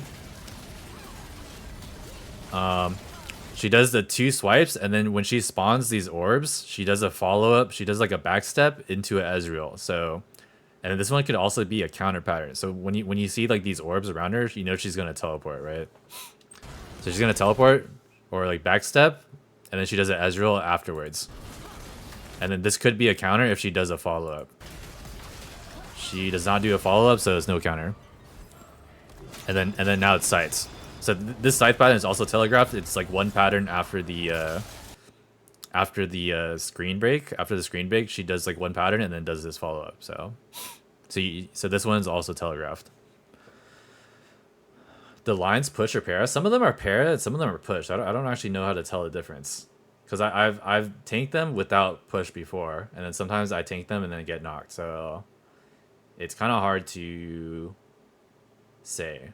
Some of them do. Some of them do knock you up though. No counter clip. It doesn't hurt that bad. Oh my god, it's so loud. You can probably even just hopper. This on. Actually, maybe actually. It doesn't hurt that bad. You can probably even just hopper. This on. Actually, maybe actually. I've tanked it without a support, and it still doesn't do that much. Look at how long that is, guys. I mean, you can delay the counter. I think delaying the counter is probably better after looking at this, but definitely just like wait to counter, because then you'll extend the pattern like a lot. That's like super min max. And it so, still like, doesn't do that really much. matter. I'm pretty sure she's still counterable up until like the last last hits of the outside. Looks better to counter. Yeah, it does look better to counter, but what I'm saying is you can delay the counter. So like what we do here in my other clip.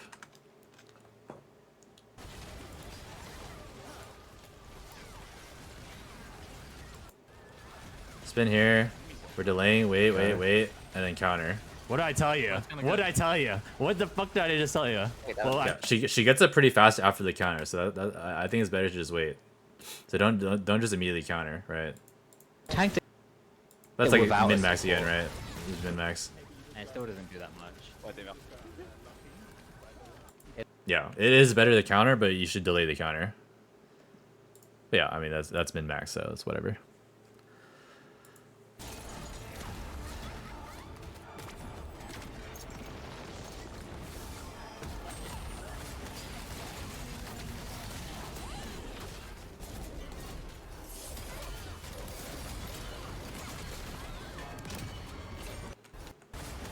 Yeah, a lot of people get farmed by this. So like whenever she teleports in phase 3, by the way, she either does the just guard in the middle.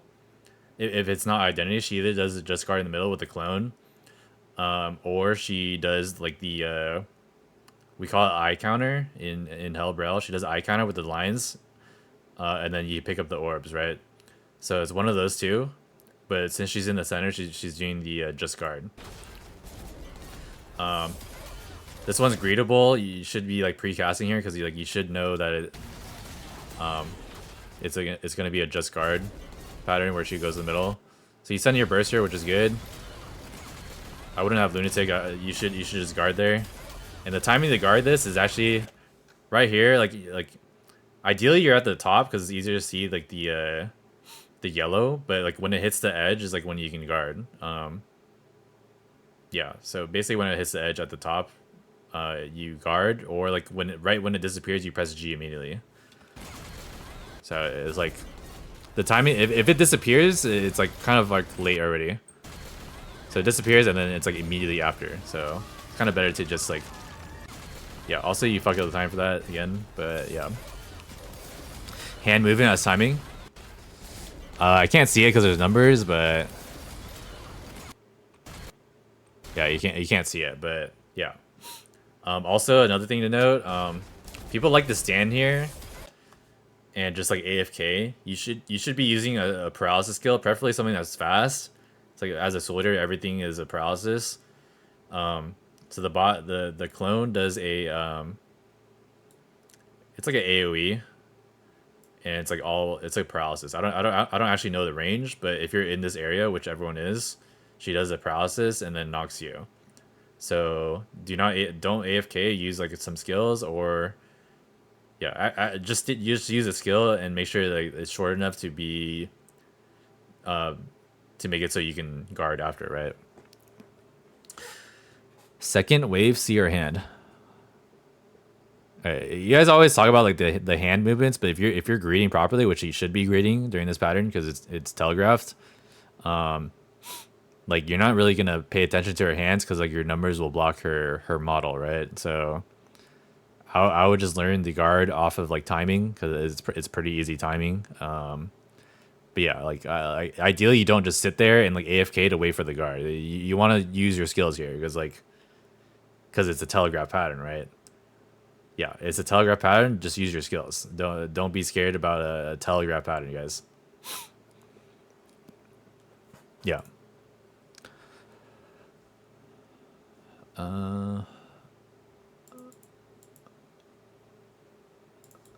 Erase that. There you go. Yeah, Zamunda is very unscared, and ends up tanking the guard. But yeah. So anyways, this one again, guys. Like I said, don't spacebar away, spacebar into the boss. It's a giant wave that expands outside like that. Like it expands outwards. So he makes a mistake of spacebarring out, and the fog ends up catching up to him and then hitting him like when his spacebar ends. He also spacebars too early, I think. Actually, no, his spacebar is fine. But yeah, you don't want to go out, you want to go in. And also, if you do this and fuck up, you're griefing your artist here, who has to hop on you to free you. And your burst is about to end because you also trolled earlier. So I think you just lose all your damage here, right? Spacebars early? Yeah, it's a bit early. But like if he spacebars into the boss, like it's fine. Like you don't need to like... Being early is fine. Like Soldier spacebar is pretty fast. So being early is fine. As long as you do it into the boss. And again, you want to make sure that you're on the boss when this happens so they can free you while they're countering. Because like he's in the middle of nowhere and like they have to waste their time like going over to help him. Just know if I'm a DPS in this party, I'm not helping you. So if you're over here, I'm not helping you. And I'm sure no one else, like I'm sure most people will not help you in that situation. So which ends up happening. Only your artist goes to save you, right? So yeah.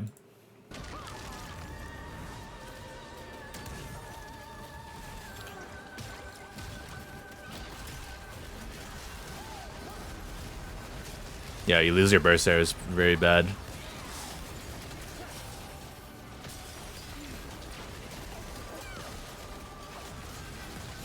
Follow up.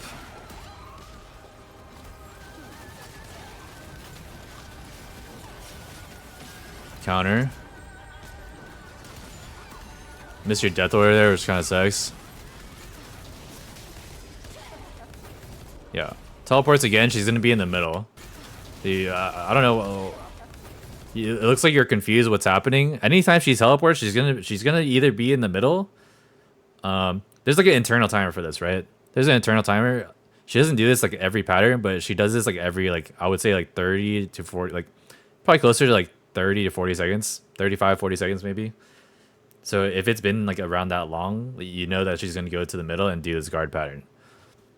Now, if she does a teleport like between that, it's gonna be like the eye counter, right? Like the where you pick up the orbs. So, like, you spend this time walking around because like it looks like you're not sure what's going on. But like anytime she teleports like that, she's gonna be in the center here and doing just guards. So you should already be on the back and using a skill here. It's not the same VOD. I did gate 1 and I'm doing gate 2 now, man. Also, isn't it past your bedtime, Seldom? Yeah, anyways, yeah, you spend all this time walking around when you could have just used your skills there. You could have. So what I would have done here, she teleports, you miss your Astros, which is fine, and then you pre-charge your Reaper Scythe on the back here. And then ignite, send your guillotine, and maybe like a vestige would be fine. And then you guard, right? And instead you spend all this time running around and like you waste like your time here. So yeah. And you get knocked by the clone here, like I said. You want to use like a skill here. Don't just AFK like what you're doing here.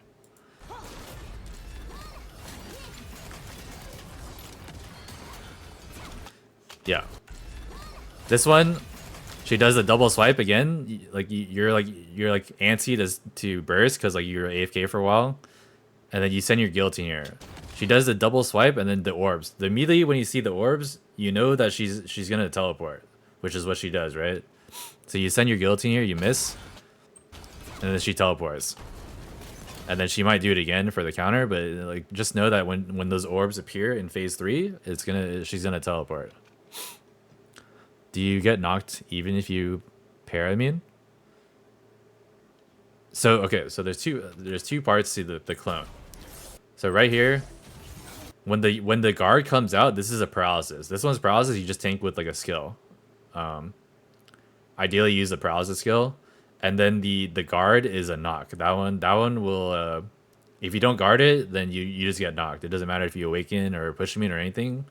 You wanna guard it. But what I'm talking about is the paralysis here, like this initial hit when the guard comes up. You wanna make sure you use the paralysis skill here. First one is cool. Yeah, it's just a paralysis. There's nothing special.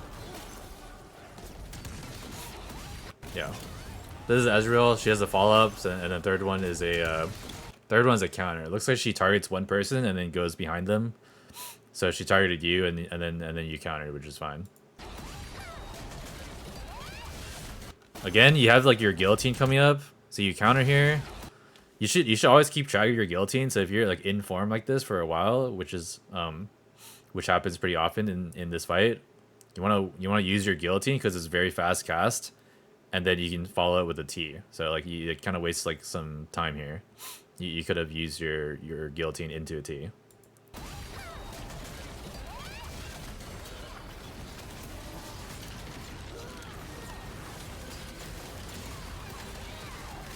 That was a better spacebar. Could have been better though.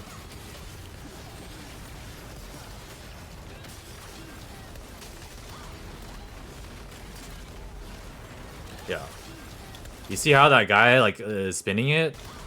He thinks it's on someone else, but like the boss slow turns towards one of these people over here, and then he ends up spinning it all the way to the top right. So it's the same as the special pattern, the Puddle Stagger and 3x discard. This one, you don't want to just like spin it. Because like you don't actually know if it's on you until it actually gets to you, so like it's like pretty hard to tell who it's on. Yeah, is she DR during scythe drop at the start of P3? Scythe drop? What do you mean by scythe drop? Are you talking about like the one where you guard the scythes on the side? She's not even hittable, so like she's not. Yeah, you can't even hit her. Yeah, you saw how that was on the who was that? Like, I don't know who that was, but Matt really. It's on the scrap on the gunslinger. He ends up moving it and it turns to the top right. So you don't want to do what he did there. This one's hard to see, but like, yeah, this one again, I went over this earlier, but let me go back a little bit. So you see these blue lines coming from the boss. It's pretty hard to notice in a raid, but if you see this and you see like the clones over here, it's the same as phase 2. You see this, she'll teleport.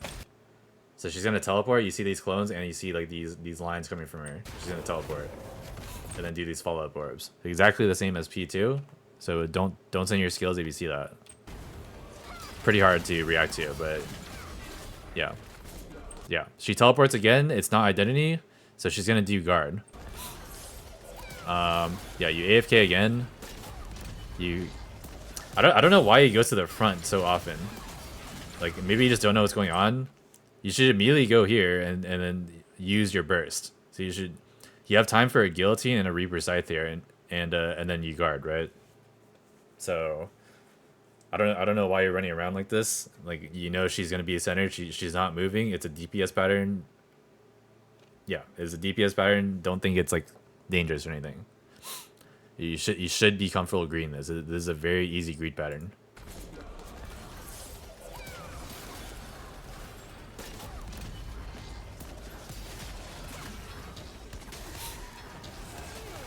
Yeah.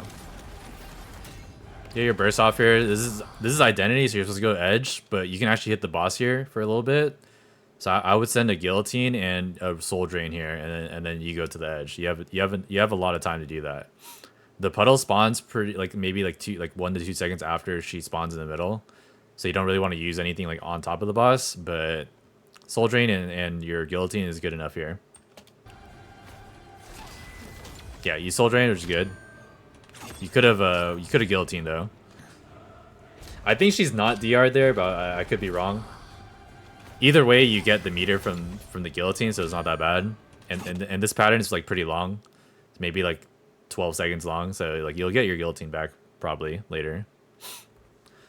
Yeah, VOD of you, VOD. Yeah, I'm gonna post it on YouTube. Yeah, I'll post it on YouTube. It's gonna be uncut though, so you can skip through it. But yeah, VOD of you Hetsu. I mean, if he wants to. Showed some 190 parse yesterday, thinking I did well 152. I mean, you can post your part. You can post your log too. Maybe I'll go over it if you're here. But I mean, I'll only do it if people want me to do it. So.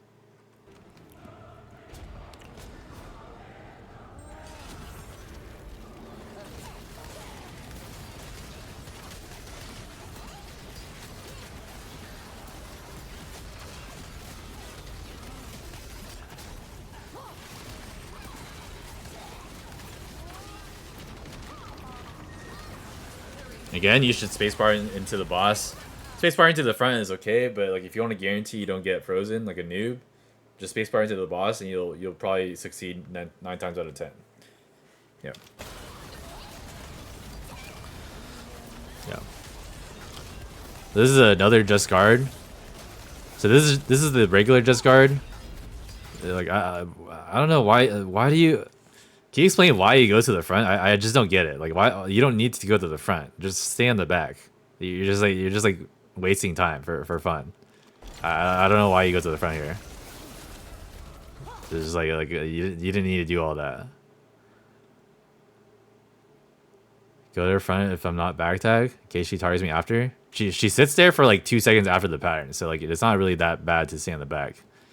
But again, I mean like you're already like if I'm not if I'm a soul eater and I'm trying to do damage, I'm trying to maximize my damage. I don't really care. Like this is not really like a pattern that you're like ethical about or like anything. Like everyone's everywhere. Like you don't really need to worry about like if it's targeting me. Like I help the team. Like everyone's everywhere on this. It doesn't actually matter. The bot, there's a good chance the boss is gonna turn anyways. Like it's not gonna be on you. It's probably gonna be maybe it's like on this guy up here, maybe it's on this guy up here, maybe it's on this guy on the right. Like it's just like it's not something you should be thinking about for this type of pattern, right? It is like ethical, but it's like unnecessarily ethical. There's time to be ethical. Like the Ezreal pattern I was talking about, like where you stay front or back, that's ethical. Like you need to do that. But you didn't do that for that pattern, so I don't know why you do it here. It's like kind of weird, in my opinion. But yeah. VOD review this next. What is this? Shake. 10 days ago. This is him as a noob. I wouldn't VOD review that. All good though. Unless you wanted me to, but I mean, that's week 1, so like I don't know. I'm sure he's a lot better now. Nice. You vestige to go to the safe spot.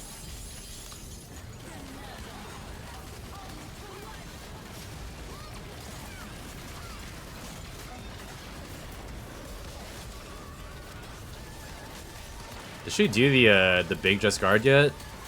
Oh my god, you just tank all of that, bro. Counter. So again, like, so when she disappears like this, and then you like have some downtime, it's better to just guillotine and like Reaper Scythe again, because vestige is your lowest pink skill. It's high on the DPS meter because you use 2. But in times like this where the boss like disappears, you should just always like send another guillotine and a Reaper Scythe if you can, or guillotine and vestige is fine. Basically, you just want to maximize the guillotines. The guillotine is your highest damage by far, right? Like the highest single hit. It's the highest damage per crystal spent. if that makes sense. Your Vestige is the lowest by far. Reaper Scythe is like middle of the pack, but Guillotine, you want to prio that. So, yeah. So you counter here, and then you have your Guillotine again. So you can Guillotine and then Vestige, or Guillotine and wait for your Reaper Scythe.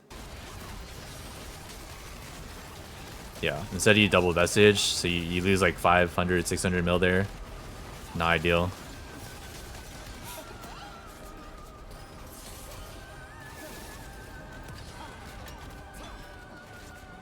Yeah.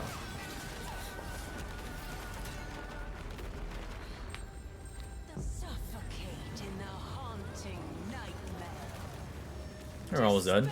Not bad. Nice, you got your soul drain first, which is good. It doesn't matter though, you're almost full meter. Oh. Oh. Not ideal. Yeah, like I said. See, this pattern right here, she like holds her hands out and then like, I don't know, kind of like, I don't know, it's hard to explain. She has like her hands out and then like it's glowing and then like she's like, it looks like she's about to like run you down.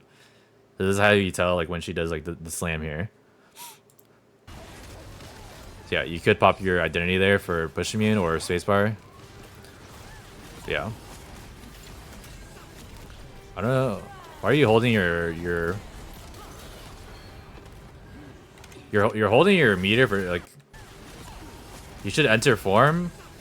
I don't know. I feel like you're holding your meter for so long. Like, I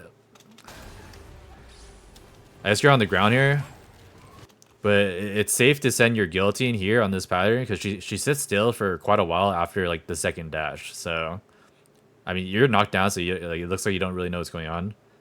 But yeah, you can precast your Guillotine here and it'll be fine.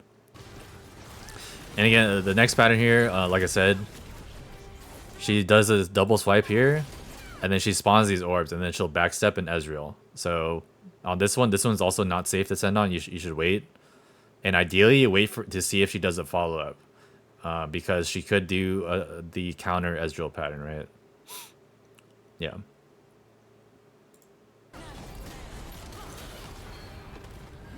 Yeah, so you're safe here.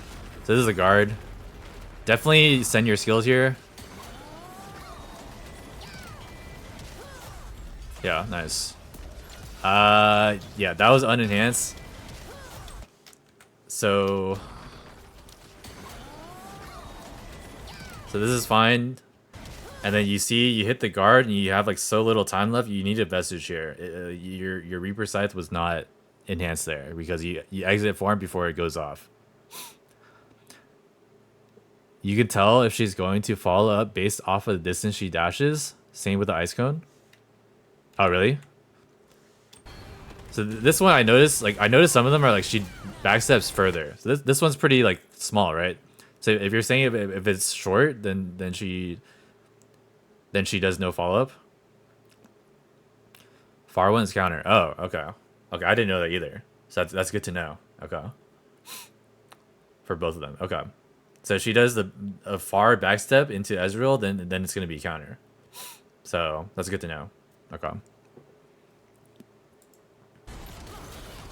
Yeah, this is not counter because it's short. Yeah, right here. Guard and then you Vestige to get your damage off, but then you get an unenhanced Reaper Scythe there, which is not ideal. Yeah, you need a spacebar that. You can see like she's like charging you like right there, and then you spacebar it. Also, you didn't soul drain first, and now you're gonna be waiting infinite.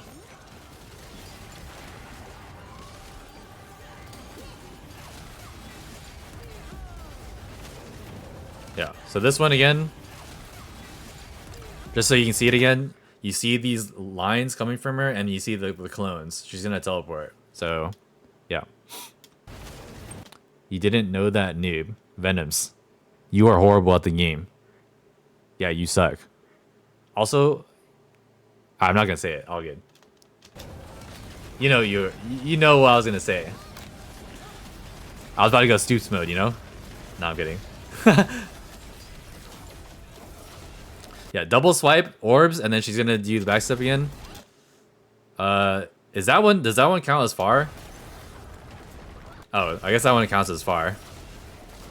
It's not as far as I thought. This one doesn't look that far. But yeah, apparently it is a counter. Speed hack? He's not a speed hacker, guys. I would never accuse him of that. He may be an idiot, but he wouldn't be a speed hacker, guys. I'm just kidding. Yeah, that one doesn't look that far, but it's counter pattern. So yeah, I don't know.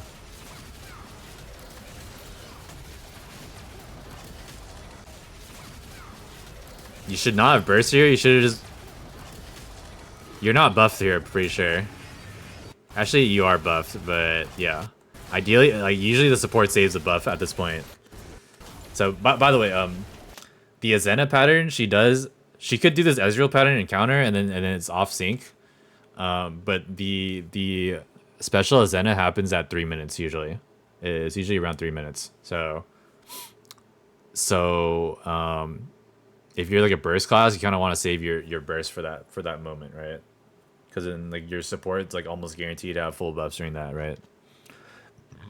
Same distance as Ice, just doesn't look as big because she re-aggro spins, then does it. Okay.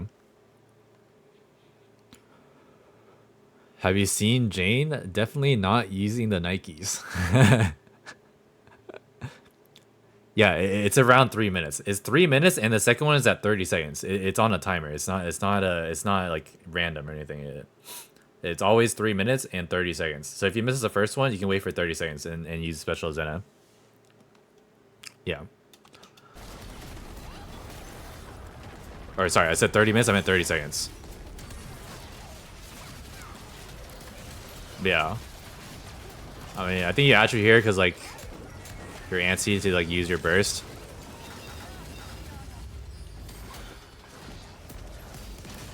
I think that was not attroed. So ideally you just wait as a full moon soldier. Like you may be like wanting to burst, but like it's probably better to just hold. I don't know how long do you have your burst for actually? Yeah, you definitely hold here because you see it's at 305. Yeah, I would just send like pink skills unenhanced. Yeah, definitely just hold here.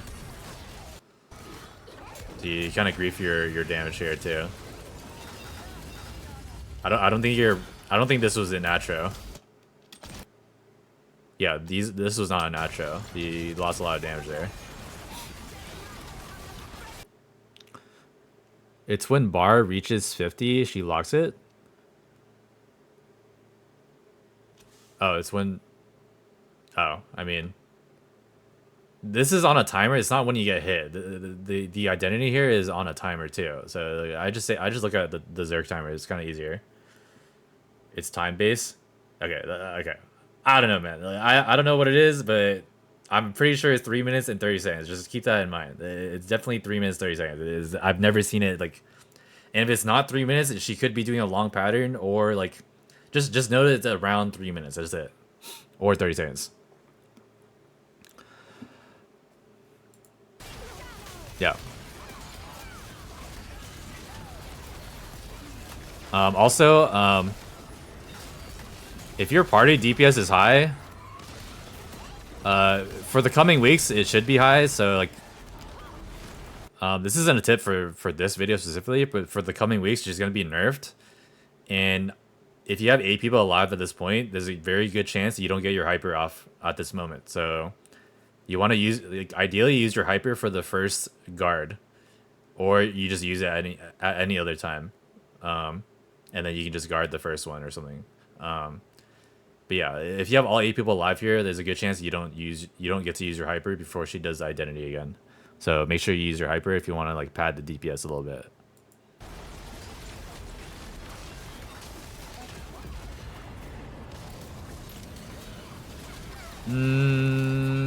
Okay, that guillotine hits.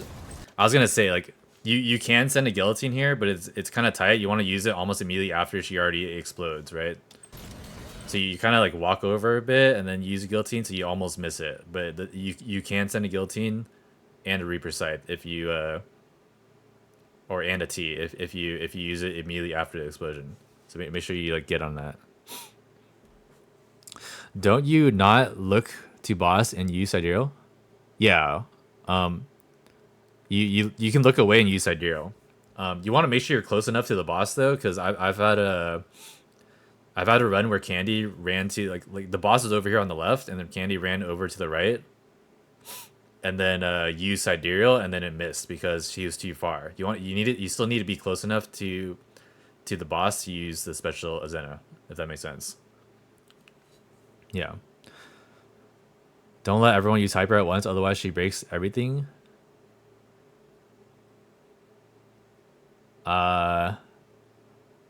Is that true? I don't think that's true, because I'm pretty sure everyone used their hyper on my clear. Everyone used their hyper on the second one, and nothing was broken. It is true. At least one person has a guard. Either way, guys, it doesn't actually matter, because I'll tell you why. If you guard the first one, let's say you guard the first one. Let's say you do the normal strategy. You guard the first one, you hyper the second one, you have this debuff. He has this debuff from guarding, right, guys? So you can guard the first one, and then you can guard the third one. So it doesn't even matter if the platforms are broken. Does that make sense? Does that make sense? So it doesn't actually matter. Unless you hyper the first one and then guard the second one. I mean, like, okay, I feel like not everyone is hypering the first one though. So, I mean, you should still have platforms anyways. But the point is, you can guard the first one, wait for the debuff to wear, hyper the second one, and then wait for the debuff to wear off, and then guard the third one. So it doesn't actually matter if the platforms are there or not. That's what I'm saying. We've had 0 people guard. And what? People keep saying that. That's only if you TS. We've had 0 people guard. I don't really know, but the point is, guys, it doesn't matter. And I told you the reason why. The reason why is because you can guard, wait for the debuff, hyper the second one, and then guard again. Doesn't actually matter. They say one person has a guard. You can just guard the first one and hyper second one. It's fine. Think if everyone guards first, then everyone hyper second, it doesn't break because people have the guard debuff, which is enough for. I mean, guys, I don't know. It's a very small detail. It doesn't actually matter in a reclear. No, like, I don't think you're ever gonna have like 3 people here and like you have to like use everything to like beat the boss.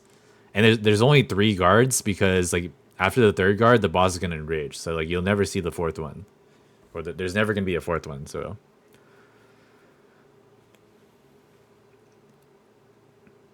Not everyone's doing 150 mil. This isn't for people doing 150 mil. This is just for reclears, bro. We're not talking about people doing infinite damage. I'm just saying, like, the boss is almost dead here. He hasn't used hyper. There's a good chance that he doesn't get to use hyper, and he loses a lot of damage, right? Because everyone's alive and just shitting on the boss. Next week's gonna be nerfed, so the boss is gonna have even less HP than this. There's a good chance you don't get to use your hyper. So I'm just saying, if you have 8 people here and you want to greed DPS more, you should use your hyper earlier. Does that make sense? So that's it. That's all. Use your hyper earlier so you get the damage off. That's it. That's only if you have 8 people. If you have like 6 people, then yeah, you should probably save your hyper for the second one and guard the first one. And that's like to make sure that you can clear the raid, right? But if you have 8 people, like I said, you have 8 people, you should have no problems with DPS. Just hyper early and you're good. Yeah.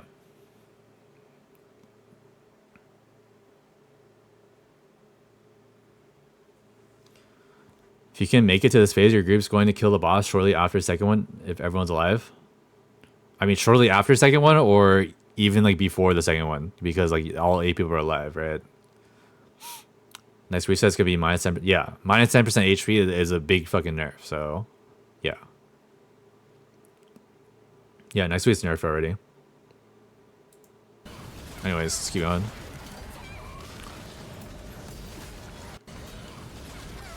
Yeah. So she does the explosion here. You actually have time, like I said, you have time to guillotine and T here, but you like you hesitate and then you miss your T completely, I think. Oh, you actually use your lunatic. So yeah, she always does the second one here. Don't do what you did. Yeah, you missed your T completely. You hit your guillotine luckily, but it's white, and you missed your T and you're angry because that's like 4 build damage you lost. So, yeah, pretty bad.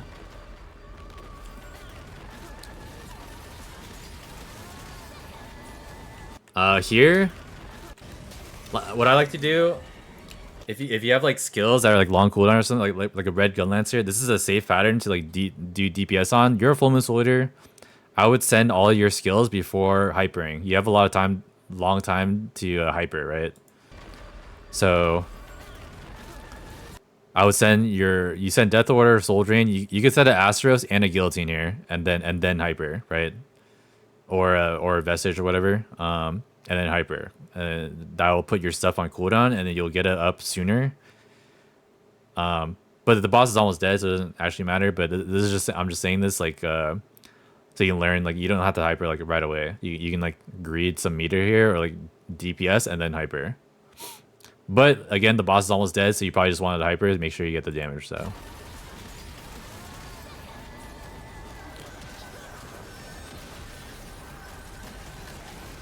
Yeah, so the hyper time is fine, but like if the boss is not like close to dead, you can greed a bit there. Yeah.